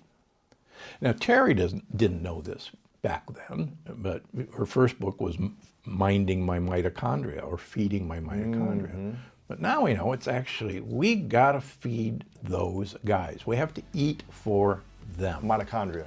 We gotta eat for the bacteria. You got 9 pieces of primal advice for athletes. But I think a lot of entrepreneurs could live this way too, and still be better entrepreneurs, be more productive, have better relationships, be sharper, all these different things. I think everything you do to be a better athlete makes you a better entrepreneur. Absolutely, absolutely. But you talk about adequate sleep, and this is something I've been talking about a lot lately on my podcast and bringing on different sleep experts. But why just emphasize, is sleep important for you? I mean, sleep is when the body renews and regenerates, repairs itself. It's when a lot of the neural networking happens. To overlook sleep and to think, well, I can sleep when I'm dead. Well, that just is such faulty logic. Yeah. It's so critical and so important. I try to get 8 hours a night myself. If I get less than 6 for some reason, I feel it. I know it. I try to make up for it. I try not to let that happen.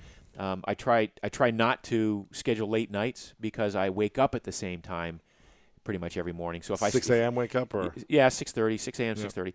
But if I were to go to bed at 1, I'd still wake up at my normal time. Yeah. And so I have to really force myself to, not force myself, because I'm tired at the end of the day. And I have this whole wind down process. What is that? So my wife and I will watch we'll do some television after dinner. We'll catch up on. We'll do some binge watching, catching up of whatever the latest series was. But around 10, we'll break. I have a pool in my backyard and a jacuzzi, so I go into the pool's unheated. So in the wintertime, it might be in the 50s. Wow. I'll walk into the pool and hang out there for a couple of minutes and get really, really cold, but not to the point of shivering. Just it's kind of a process in and of itself. Then I'll get in the jacuzzi. So my wife and I'll hang out in the jacuzzi. We'll just recap what the day's events were. It's very We turn off all the lights in the house. We have a fire pit out there, so there's a real sort of a primal caveman kind of thing to that. Then I'll just finish off with another minute in the cold, and towel off and go up to bed, and I sleep like a baby as a result of that. Wow. So that's hot cold therapy. Yeah, the hot cold therapy, and that's kind of how I wind my day down, and that prepares me to sleep, brings my body temperature down, which is they say that you should have your lower body temperature to sleep better. We keep the room around 67. Yes. We have blackout curtains, so it's a real cool sleeping environment. Yes. I always like to keep it cold. Yeah. Yeah. Okay. And so if you do like a cold shower before bed, do you think that's a good thing? I think it's a good thing. Yeah. It'll help you sleep better. I think so. Try it. I mean, it can't hurt. Okay. Yeah. You talk about stress and rest balance. What does that mean? Well, there are certain stresses in your life that are unavoidable. Work stress, commuting stress, right. Sometimes training Waiting in stress. the lobby for 45 minutes stress. Sorry. Well, I'm more stressed about the traffic coming from it. Right. Because you never know what it's going to be. It could be, I planned for 2 hours. I got here in an hour, or I got here in less than an hour. Right. So that's good. Yeah. But so you have these stresses, and some of them are imagined, even though your brain thinks they're real. They don't exist. Our stress mechanisms in the body they evolved to handle true life or death situations. A tiger bearing down upon you, right. an infection that's going to kill you, a broken leg that may, whatever, have its impact on you. Not, am I going to miss my kid's rehearsal, or am I going to be late for work or whatever? Those cause stress, but they're not life threatening, and yet the brain sees them as life threatening. So the message here is that you sort of have to identify stresses and then appropriately orchestrate certain rest and recovery. Now, we talked about this before the show, that meditation is a form of rest and recovery. But just taking, maybe if you need a nap, you can do that. But certainly that goes back to the whole sleep thing being critical.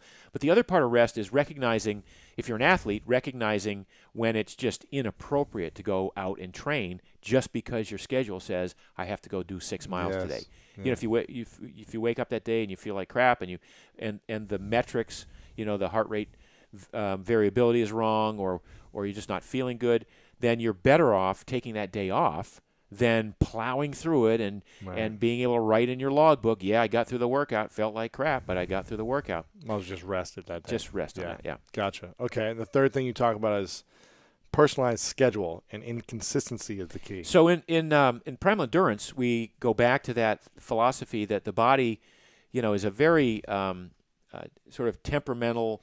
It's in temperamental states, back and forth. Sometimes you're in a state of energy and health, and sometimes you're not. And you can't really plan on when those states are going to be, so you have to be willing to listen to the cues. And for that reason, we say inconsistency is the key to consistent racing if you're an athlete. So it's when you feel good, you can go hard. When you don't feel good, back off. You take time off. We use the term periodicity, so you can periodize your training so that there are tranches of training days, a week at a time, where you're really going deep, hard, and then you might take a week off, or take it real easy and back off. You can break those further up into quarterly, annual segments, always with the idea that some days are going to be good, some days are going to be bad. You're going to trend toward wanting to build, to ratchet up over time, but you're okay kind of not doing stuff as hard. And so it doesn't become this linear kind of progress. It becomes more of a fractal thing that trends toward improvement. Gotcha. The next thing you talk about is aerobic emphasis. Train slow to race fast. What does that mean? Yeah, so this is the toughest one for current endurance athletes to really to grok. And that is a lot of athletes, and I was certainly one for 20 years, you basically go out and you train to hurt. So you run or you ride or you swim at a heart rate that's 75 to 90% of your max heart rate, and you see how long you can hold that, right? And so you're training to hurt, and it hurts. It hurts you. It does hurt you, but you feel tough as a result of it. But the problem is you're not really training the body to become more efficient. You're just training yourself to hurt. So when we talk about efficiency in racing, we go back to the original premise about glucose and glycogen being sort of this determining factor in muscle tissue. When you run out of glycogen, you sort of hit the wall. So how do you manage glycogen? Well, one way would be to eat a lot of carbohydrates and drink a lot of gels during the race. The other would be to become so good at burning fat that you never really tap into that glycogen. Interesting. So we train you to become so good at burning fat. Now, that's the 80% that we talked about with the diet. But the other part of that for the endurance athlete is if you train at a low enough heart rate that you are, it's typically it's 180 minus your age. So let's just say you're 40 years old. So 180 minus 40 is 140. So that's going to be your maximum heart rate. You're never in your training, you're not going to go above that. You set your watch, you set your heart monitor to give you a signal as soon as you get above 140. Now, you start out and you at that 140, maybe you can only run 13-minute miles, even though you're capable of running 7-minute miles at 175 beats a minute or whatever. Right. But now what we're doing is we're measuring how good you are at burning fat. And we know that at that number, 180 minus your age, that's the highest rate that you can put oxygen through your system and know that you're burning mostly fat. And Really? we know that because that's the pace at which you could breathe. You could close your mouth and breathe through your nose and get plenty of oxygen. Or that's the pace at which you could be with a training partner and talk without losing your breath. Once you start losing your or having to catch up or having to get winded, we know that you're going into burning. You're building up lactic acid. You're not burning You're fat. not burning fat, or you're burning less fat and starting to burn more sugar. So we want you to be at the highest end of your fat burning without tapping into your sort of glycolytic abilities.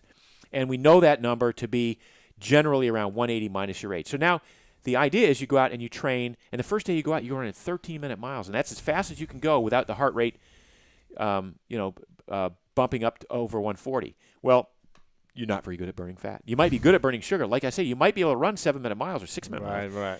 So, but over time, if you stay at that at that maximum heart rate which is low, much lower than you're used to, you find yourself running 12-minute miles, and then 11-minute miles, and then 10:30s and 10 and 9:30s. And what it means is, even though the heart rate hasn't changed, you're still putting the same amount of oxygen through. Now you're burning more fat.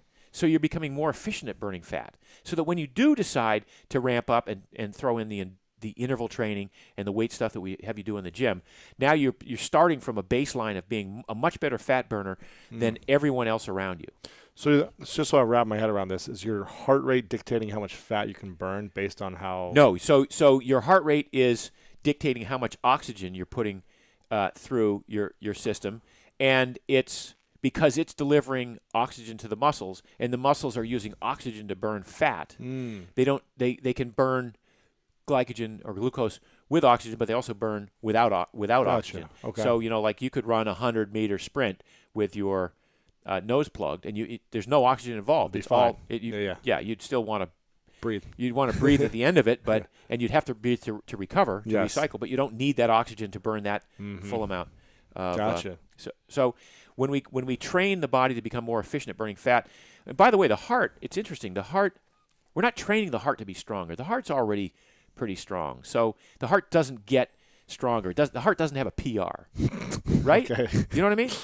It does. Yes. It does what it does. But what happens is you become more efficient with the materials that the heart gives you. So if the heart is pumping oxygen, X amount of oxygen, and you're not good at burning fat, you can't do anything with that oxygen. But the better you are at burning fat, the more you can use that oxygen and burn the fat in the mitochondria and avoid having to go into that glycogen storage situation. Okay. All right? So it's really about training you to become more efficient at burning fat. Not Gotcha. forever, but it's certainly through the base building phase. Okay. And that's just a huge hurdle for a lot of endurance athletes to overcome, because they go, wait a minute, I can already run 7-minute miles. Why am I dropping down to 13s? But invariably and across the board, we see if they stick to this for weeks at a time, they become more and more efficient. So now we know that now you're running 7-minute 30-second miles, and you're getting 92% of your energy from fat. Wow. So that when you do decide to run those 6-minute miles, now you're starting from having burned more fat, and you don't have to use as much glycogen Interesting. to get there. Interesting. Okay, cool. Structured intensity, what does this mean? It means partly means you've got to go into the gym and do some heavy lifting. Yes. But not a lot. Okay. And this is if you want to be an endurance athlete. If you want, even if you want to be an endurance athlete, one thing that athletes used to avoid like the plague was the gym. Right. They would, or if they went, they would do 50 repetitions of a light weight because they're thinking, well, I'm doing, when I'm running a marathon, I'm running 3,000 repetitions of a leg turnover. So why don't I simulate that in the? But you're saying lifting some weights is going to be key to your endurance as well. So what happens in any long endurance contest, in addition to running out of fuel, is you run out, your power decreases because you haven't trained the power. An example would be you've got 3 hills to climb in a bike race. The first one, you go up with 100% of your power. The second one, even though you have energy, your muscle fibers they've been exhausted, and they haven't trained to sustain your power. So now you go up the second hill at 82% of your max power, and you might go up the third hill at 65% of your max power. Well, if we could train those muscle fibers deeper and deeper to sustain power for those efforts that require actual power, we can maybe go up that first hill at 100 and go up that second hill at 100 and that third hill at 95. Right. So we do this work in the gym where you load muscle fibers up with fairly heavy weights. It's typically 80% of your 1 rep max, and we do sequential repetitions with sequential rest in between. So it's not like you do 3 sets of 5 and you stop. It's like you do 3 repetitions, rest 10 seconds, 3 repetitions, rest 10 seconds, 2 repetitions, rest 10 seconds, rest 20 seconds, and until you can't finish 1 good rep, and then the workout's over. So it's not, you just did 1 set and it might have comprised 200 repetitions, right. but that maximally loaded the fibers deeper and deeper and gave you this ability to sustain power. Gotcha. And the next thing you talk about is lifestyle practices. What do you mean by that? Well, so now we talk about everything else but the training. So if you're, it's spending time with your family, it's playing games with your, playing frisbee with your dog, yes, playing ultimate with your friends. It's it's all of the other things that make life enjoyable. That as an endurance athlete, I know I used to go, well, I can't afford to do that. I might get injured, or I might, right. I can't go skiing because I might twist a knee.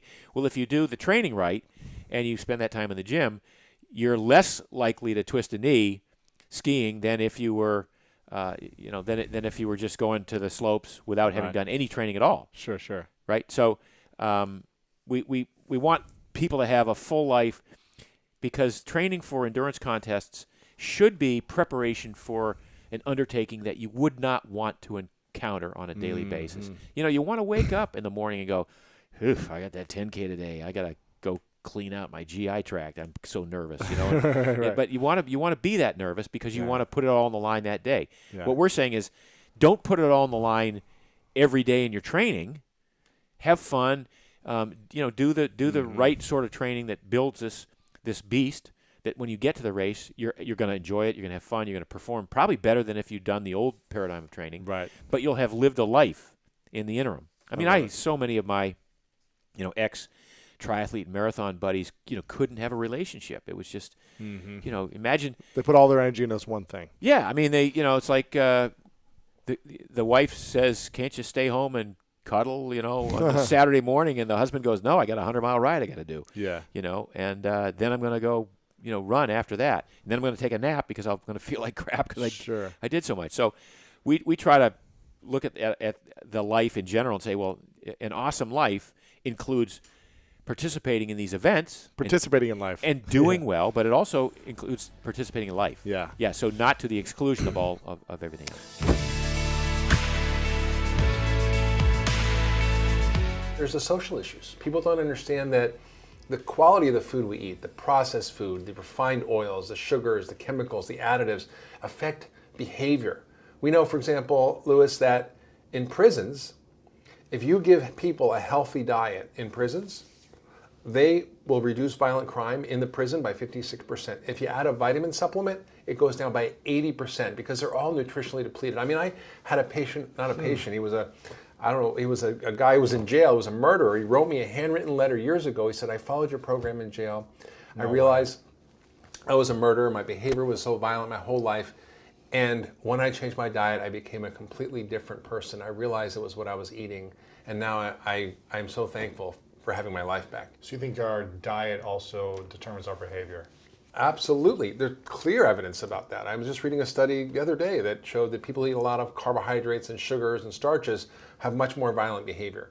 We know that people who eat refined oils, which we now have 10% of these as our calories from soybean oil. It's in everything. It's not necessarily put in our food. It's in every packaged processed food. That has led to increase in homicides and violence and suicides around the world. And we've gotten higher on these refined omega-6s and low on omega-3s. So the evidence of how it affects behavior, mood, poverty, it keeps poor communities down. And then the food industry targets these communities disproportionately. So you have all these things happening at the same time. And then kids. Kids can't learn in school because they're eating Doritos and Coke, and they can't actually focus and learn, and their behavior's all erratic, and they're on these chemicals which alter their behavior. That's why 1 out of 6 kids has some neurodevelopmental problem, which is enormous, right? ADD now affects 1 out of 10 kids. I think 14% of kids have ADD, and about 1 in 10 kids are on medication. Do you think ADD can be removed if we have a better diet? Or is that something? Absolutely. Is that something like the brain? Or? No, absolutely. No, it's not a brain problem. It's a body problem, and the body problem is caused by our diet and by environmental toxins. And I've had hundreds of ADD patients who've transformed their lives. I mean, I just, we were talking about the Broken Brain documentary series I did. I had a guy, I was in a New York Russian bathhouse the other day, and this guy comes in, I saw your series. I've been on ADD medication my whole life, and it helped me get off my medication. I mean, we see this. So you've got health, you've got the economy, you've got social justice and poverty issues, you've got climate, you've got environment, you've got education. It's all connected. And the issue is that most people don't connect the dots, number one, and most people don't realize that we're in this situation because of money in the food system that's driving our policies. Right. You were mentioning how there's some press hits that you do. I won't mention who, but that would say you can't talk about certain things because of a sponsor that's funding the program. Oh, right? yeah. So you can't talk negative about one brand or one product or because of that, yeah. That's right. I was told, well, you can't cover this subject because we get our funding from this sponsor. I can tell you a story from the past because the show's not on the air anymore. Sure. It was the Martha Stewart show. And I was on the show, and we were working with a producer, and we were talking about getting healthy and working out and detoxing, and Martha had her trainer there. And the producer says, well, we're going to have to do a bit as part of the segment on dairy and how dairy is such a great sports recovery drink. No way. Yes. And so I was like, I'm just sorry to tell you, but there's all this evidence that that's not true. So I downloaded all the scientific papers documenting the science behind the fact that dairy isn't a sports drink. And he's like, I know, but we kind of have to because this spot is sponsored by the Dairy Council. Oh my gosh. And then if you're ever on television, you know that the experts don't get notes. They don't get cue cards. They don't get teleprompters. They have to know their stuff. Well, this woman, who was the trainer, had all these cue cards that was being held up about dairy with all the bullet points of why dairy is such a great food and sports drink. It's insidious. So we think we're getting news. We're thinking getting authentic from information. Experts too. From experts, doctors or specialists or experts, and we are influenced by these experts. Huge. I mean, the evidence is so clear that the industry is heavily funding science, and they're funding corrupt science. So if you look at the data, for example, artificial sweeteners, 99% of the studies done by the food industry show that they are safe. 99% of the studies on artificial sweeteners done by independent scientists find that they're not safe. If your industry funds a study, they're 8 to 50 times more likely to find a positive benefit for their product. Right, of course. Right? Whereas you look at and then you look at the American Heart Association, the American Diabetic Association, the American Nutrition Dietetic Association. These are all funded by the food industry. I mean, if you look, it's Coca-Cola, it's Pepsi, it's Cargill. It's frightening to see how much money is. You have Trix cereal for kids as a heart-healthy cereal. Cocoa Puffs, Lucky Charms. I mean, Trix has 7 teaspoons of sugar, red dye, blue dye, yellow dye, you die. Right. Like it's all in there, and it's a heart-healthy food. Why? Because they get $300,000 for every time they put that check on a box. No way. Yes, way. And this is happening globally. Globally, I mean, there's a huge battle going on in Malaysia now because Nestle has promoted this drink called Milo, which I never heard about, but it's a big drink in the developing world and in Asia and South America. And it's basically like Ovaltine. It's basically a malted beverage with sugar that has the same glycemic index as Coca-Cola. And they have athletes on there and sports characters and how it's a great drink for health. And they had this commercial, which I saw, which was a Filipino rock star singing this great, rap song about how everybody who's a kid has an energy gap. 4 out of 5 kids have this thing called an energy gap. I was at a medical conference. What's an energy gap mean? I was at a medical conference of 1,500 doctors. I said, has anybody here heard of an energy gap that 4 out of 5 kids have? No, they completely made this up. And they say these kids need Milo for the energy gap. No way. Yeah, and this guy who lives over in Malaysia called them out on this, and they came out with this huge propaganda campaign against him to discredit him and manipulating the facts and lying. And I was just watching this whole thing. It's unbelievable. So it's not an accident that we're in this situation. Wow, the manipulation. Yeah. And do you think that all inflammation, chronic pain, and disease can be eliminated from the foods we eat, or is caused by foods? Besides having like a car accident or something. Yeah. I'm a functional medicine doctor, run the Center for Functional Medicine at Cleveland Clinic. And so we look at the root causes of disease. And there are many, right? There's environment, there's lifestyle, there's genetics, all affect these various systems in your body, right? So we always say there's 5 causes of all disease based on how they influence your genetics and combine with your lifestyle. Toxins, so environmental toxins, that's not your fault. That's just the fact that we put 80,000 chemicals in the environment without testing them. We have 3,000 food additives we eat every year as Americans, about 3 to 5 pounds of it, which is frightening.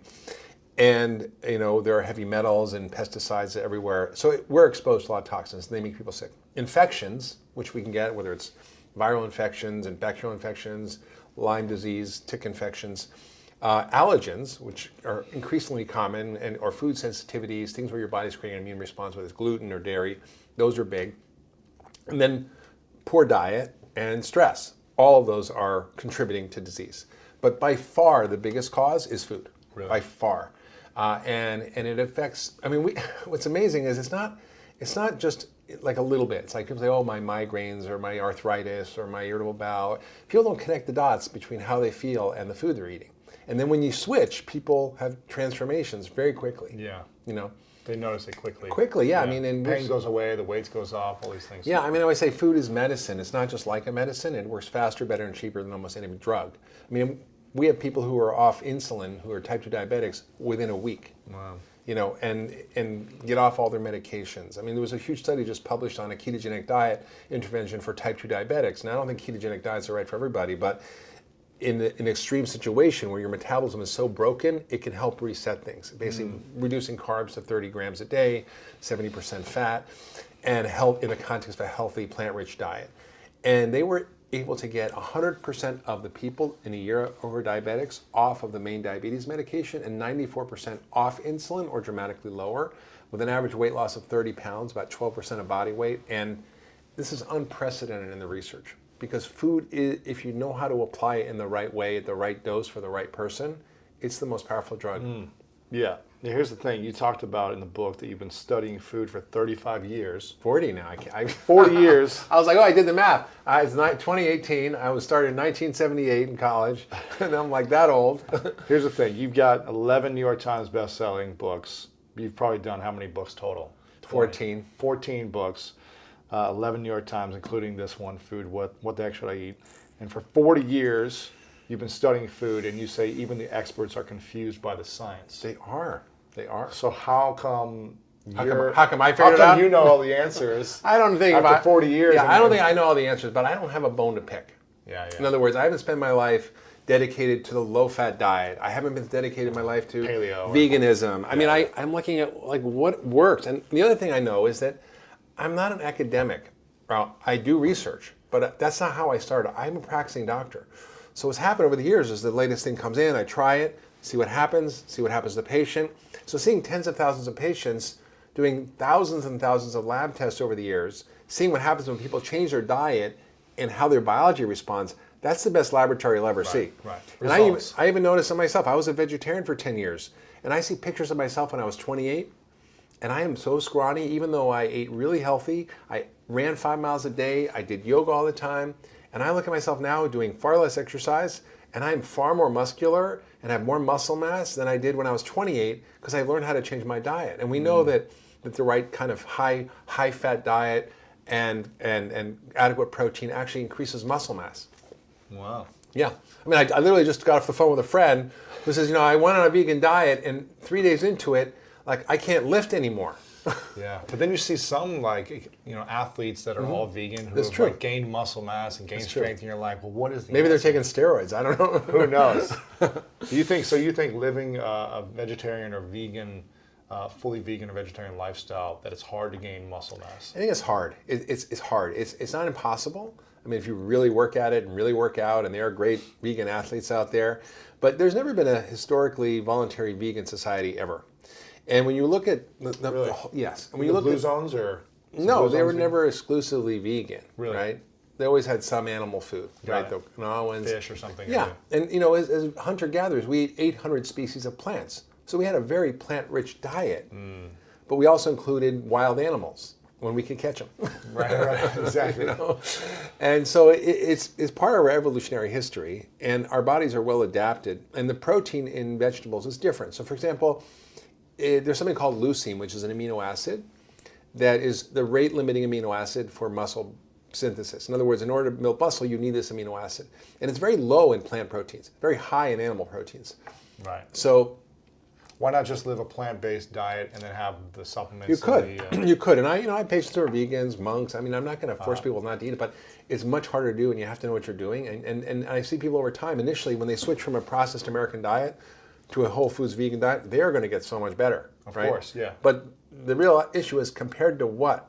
Right. Right? What we really need to do is, and they've looked at over time, these big studies looking at animal and plant proteins and stuff over time, looking at what people do. And there's a vegan, vegetarian, omnivore study, which was 245,000 people. It was an observational study, but they didn't find any difference in outcomes. Another study, 42-country study, looking at food pattern consumption over long periods of time, showed actually the people who had animal fat and protein did far better than people who focused on cereal grains in their diet, less heart disease. Another study, the Pure study, just came out recently, 135,000 people. It was 5 continents, I think 18 countries, 10 years. And there was actually an improvement when people had more saturated fat and more good fats and less cereal grains and more animal protein. More animal protein or More animal protein, yeah. It was not a risk factor. Right. Now, these are difficult studies to interpret sometimes because they're observational, but you look at interventional studies where you intervene by giving people high-fat protein diets with lots of plant foods. People do better metabolically. So, really? yeah, and it's very hard to eat a low glycemic diet if you're a vegan. You can, but it's very hard. I have a friend who's a keto vegan, and she's a type 1 diabetic, and she's rocking it. But you have to know what you're doing. You have to be so disciplined. Yeah, super disciplined, super smart about it. That's challenging. Yeah.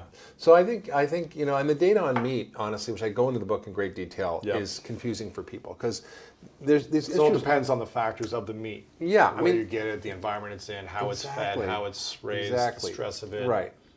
Exactly. how it's processed, everything, right? Totally right. So people go, we shouldn't be eating meat because it's bad for the animals, bad for the environment. Right. Yes, we should not be eating factory farm meat. This is really bad. It's bad for the animals, it's bad for the planet, it's bad for us because the quality of the meat is very poor.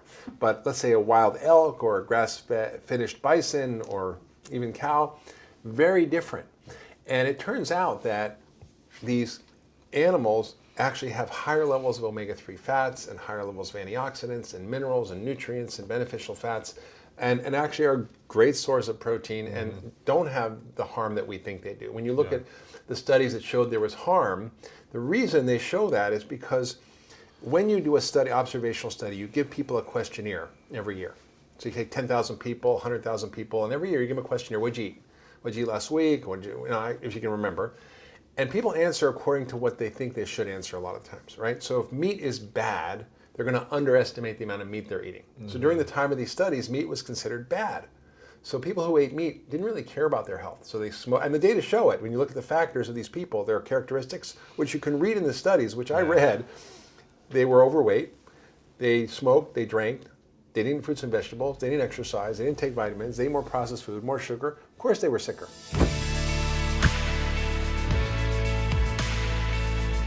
what should we be doing on a daily basis to We got to prevent focus on a this? couple of things. One is that you have to know the truth, and not a truth that was paid for. Okay? Because those aren't truths. Not in chronic illness. The truths that have been paid for, so someone says, oh, here's the truth about this illness, or here's the truth about Lyme, or here's the truth about, no, any truth that's been paid for that, that's not the ones you go with. Here's the truth. The truth is we have pathogens, we have toxic heavy metals, and we have to learn about the foods that feed these pathogens. And we have to learn how to remove these pathogens, kill them off. We have to learn how to remove toxic heavy metals out of our system. And we have to learn how to use foods as medicine to do it. But when everybody's playing guessing games, because they're removing gluten, but they don't know why they should, they'll end up eating gluten again because they don't know why they should even really remove it anyway. So what does Spirit of Compassion tell you are the 3 to 5 things that you should never eat, or eat very limited amounts, like once a year? The number one thing is eggs. Don't eat eggs. Don't eat eggs. What? Because the pathogens. Oh no. Yeah, the viruses. I love eggs. Look, take shingles virus for one. Like, Spirit of Compassion has taught me about what that virus does, right? As far as what symptoms it creates. The shingles virus, and science research doesn't know this, it creates trigeminal neuralgia. That's what it creates. So the shingles, you don't even have to have a rash anywhere in your body, and you can have gum pain, jaw pain, neck pain, ear pain, head pain on the side of the head. You can have body pain. You can have the shingles can do all of this, right? It can make your gums feel like they're burning. It can make your face feel like it's on fire. It can cause all these different things. And the shingles virus feeds off of eggs. So when you're eating eggs every single day, you're eventually going to get the shingles virus if you have it, because everybody has the shingles virus in their system. Most everybody has one. It's got to be heightened. It's got to be heightened. Elevated. Maybe you had an emotional experience that knocked you down really good. Maybe your immune system has been down because you're zinc deficient. That's a huge thing. That's why I'm always recommending zinc. And then you're eating eggs all day. Not all day. Some people eat them all day. But you eat eggs every day, 3-4 times. That's the first food. Here's the thing. So eliminate it. Never eat eggs, or have them once in a while. There's a big part of big pharma that's really dark that people are unaware of. Okay, that dark part of big pharma is 80, 90 years ago. They raised these viruses in labs using eggs as the virus's food. That's how it's done. Okay. So you got your fibromyalgia, you got your autoimmune diagnosis, you got your chronic fatigue syndrome, your multiple sclerosis, you got your Hashimoto's thyroiditis, your eczema, psoriasis, your rheumatoid arthritis, or whatever you got going on, your Lyme disease now, because that's an autoimmune now. You got all these things. From eggs? No, the bugs that create all these illnesses were raised in labs and somehow escaped those labs 80, 90, 60 years ago. And these bugs were raised on eggs. Eggs was the food. So they took a really great survival food, right? You like eggs. Yeah, I love them. You love them, right? So great survival food. They're easy. You make them in the morning. Yeah. You know, you just fry them protein. up. Yeah, the protein, right? All of that. They took that food, they ruined it for us. So that's one example. Stay away from eggs. All eggs, even if they're like your own chickens, it doesn't matter. Doesn't matter. Doesn't matter. Doesn't matter. Look, if they're your own chickens, it's great. If they're organic, great. If they're free range, great. All of that's great. It's better, but it's still gonna feed. If you don't have a chronic symptom, you don't have a chronic illness, you feel great, nothing's going on at any level. Eat the eggs. Eat the eggs, and then if something comes up down the road, get rid of the eggs. Okay, then. so that's number one. What's the next food we should never eat? Dairy products. All dairy. Feeds viruses. It Cheese. feeds the bugs. Feeds the bugs. Milk.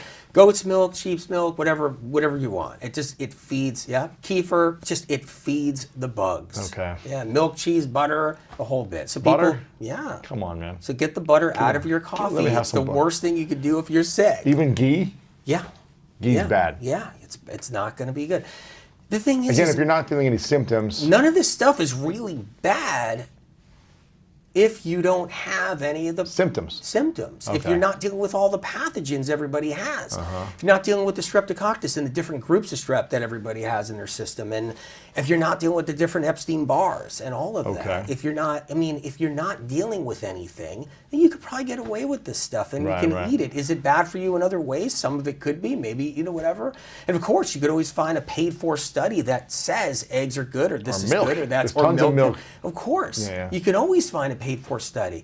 But that paid-for study and everything else around it all, nobody knows why women and men and children are suffering like they are. Gosh, I love it. With the heart arrhythmias that are mysterious, and the heart palps, and all the different body pain and the migraines and the tingles and numbness and the tics and the spasms. Nobody knows how any of that, and the fatigue, nobody knows what's going on or causing all of that. So then, hey, wait a minute, but there was a paid-for study saying that eggs are really good for me. And my doctor recommended them because it's a great protein source. Let me just eat them and then try to do my keto diet with eggs. Let me try to do this diet, maybe stay away from gluten. But in the end, and I have total respect for everybody that's trying to experiment. And you'll see it on YouTube too. You'll see, like a few years ago, people being like, okay, I'm doing this, and then all of a sudden they're getting sick. Like, it's showcasing now, because we have a documented record we never had before with people with symptoms. It's showcasing things now, like on social media. We're seeing it now where someone's like, okay, I'm loving my eggs, I'm doing it for like, a year or whatever, and then a year later, they're getting eczema and psoriasis and they don't know why. It's like we're seeing it now when we never even could see it before, because social media is showcasing this whole documentation of everything in people's lives. Okay, so we got no eggs, no dairy. What else? Okay, these are the basics. These are the basics. Those are the two big ones. If you eliminate that, you should be... Yeah, and gluten's your third basic. That's your third. Those three... So anything that tastes good, eliminate. Whether you want to stay animal protein, whether you want to be vegan and stay vegan and plant-based, that's what you get rid of. Whether you're, gluten, dairy, eggs. Yeah, exactly. But you're saying meat is okay, or plant-based is okay, or what's the ideal? Well, meat, here's what the does Spirit of Compassion tell you that you should be eating? I'm a big supporter of plant-based, huge supporter, okay? Is Spirit of Compassion a big supporter? Absolutely. Okay. Plant-based. Total big supporter, okay? But I'm not anti the animal product crowd and what they're doing, because I'm not against meat either. And I think that gets the plant-based people mad at me that love me. They're like, wait a minute, he's not against him? How come he's not against him? How come he's not fighting for staying away from, animal products and stuff? Because the animal products, like, say, meat, right, doesn't feed a pathogen. So it doesn't feed a pathogen. So I can't take it personally. Personally, I like plant-based. Yeah. Better, like on a personal level, but I have nothing against animal protein. Here's how it works. Like years ago when I used to do all the readings, I worked on one-on-one individuals, 250,000 individuals for the last 35 years. So people would come into your office, you would do a reading with them. Yeah, and it doesn't matter if I like an animal product or not. It's not about what I like. It's about what is going on inside the body. So Spirit of Compassion will be like, this person has this, so they need to get rid of this food. So this person has, for example, an HHV6, cytomegalovirus, or Epstein Barr, or they got a streptococcus, and everybody's walking around with these bugs, by the way. And they are. It's unbelievable. And so Spirit will say, you have to remove this food. So it's not a personal thing where I have to all of a sudden pick a side. It's just black and white. I get it. Everybody's trying to get on somebody's team with a diet or a program that's working for them, and then they stay with it and they try it, and then they go against the other side, right? You see it. Everybody's trying to get on somebody's team. That's human nature. That's the way we are. But I can't do that. I can't get on just the plant-based team, because I know through Spirit of Compassion that meat won't feed a virus. There you go. Dairy will. So then I'm like, no, both sides. Well, of course, the vegans aren't going to do dairy, but both sides. They might do gluten, yeah. But they may want to do dairy someday. They may want. A lot of vegans break and they go on to cheese or they go on to something. It's but if they know no, wait a minute, this feeds this. The same thing with people that are eating animal protein, stay away from dairy so you're not feeding your pathogens to keep your Hashimoto's going and to keep your fibromyalgia going and your chronic fatigue syndrome going. So it's really important. I can't take a belief system, like I can't side up with a belief system. Yeah. Okay. So those are the three main things. Is there anything else that we should be? And then it's about taking out the toxic heavy metals, taking out the mercury, aluminum, the copper. Yeah, look, is that fish or is that? If you don't have a lot of metals, you could probably eat fish. Right. You could have sardines, you could have trout, you could have salmon, you could have fish.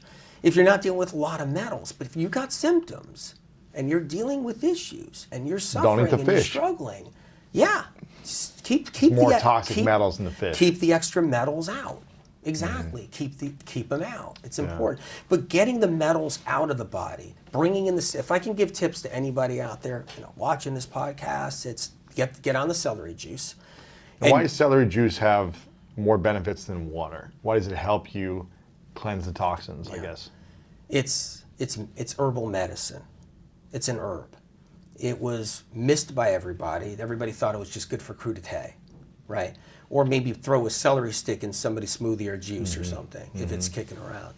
And Spirit of Compassion has taught me, going all the way since I was a child, that it's a miracle medicine. Really? Yeah, because it's an herbal medicine. It has power that people don't know about, just like so many other foods have power. But this one particularly, it has a sodium cluster salt. So something called sodium cluster salts, that's a pathogen killer. That's different than salt. It's different than sea salt or anything else. But it's a pathogen destroyer. It starts to break down the membrane that's around the pathogen. The virus has a sheath around it. It's cell sheath. And the sodium cluster salts in celery juice start to wear it down and break it down. And that's just one thing. I mean, celery juice binds onto byproduct that people have in their body. So toxins from pathogens, it binds onto it and pulls it out of their body. Wow. So that's just a couple of things. I could go on. I wrote a book all about it. I mean, those are just a couple of things. Okay, so celery juice being one, what else should we be adding? Get the heavy metal detox, the medical medium heavy metal detox smoothie in you, so you can remove the metals. So if you're somebody with eczema or psoriasis or lichen sclerosis, you're somebody any kind of like skin problem of any kind, rosacea, vitiligo, get the metals out. Yeah, acne too. Or yeah, sure, definitely. It even helps with that because streptococcus causes severe cystic acne, and that's what's behind that. And it does feed on metals too a little bit, but. What happens is that you want to get the metals out. Celery juice helps to flush the metals out once you've loosened them up with the heavy metal detox smoothie. So you want the medical medium heavy metal detox smoothie to pull that stuff out. That's one example. And these are just a couple of things you can do. Get rid of your gluten, get rid of your eggs, get rid of your dairy, whatever side of the aisle you're on, whatever belief system you're plant-based, it's okay. You're in. Just get rid of those things and add celery juice in the smoothie. Yeah. And you should be healing yourself a lot You're better. moving forward. Gotcha. And then, of course, there's a bunch of other stuff you can do, and there's tons of information that I talk about all the time, adding to all of this, but those are some starting points if someone's just going to listen to this and then just be like, well, what do Get started here, You want to learn about the key foods you need to eat to master your health? Make sure to watch this video right here. Humans who eat 2 cups of mushrooms per week do not get Alzheimer's disease. And it's because 2 cups of any type of mushroom? Any type you want. Just go to the grocery store, get some mushrooms.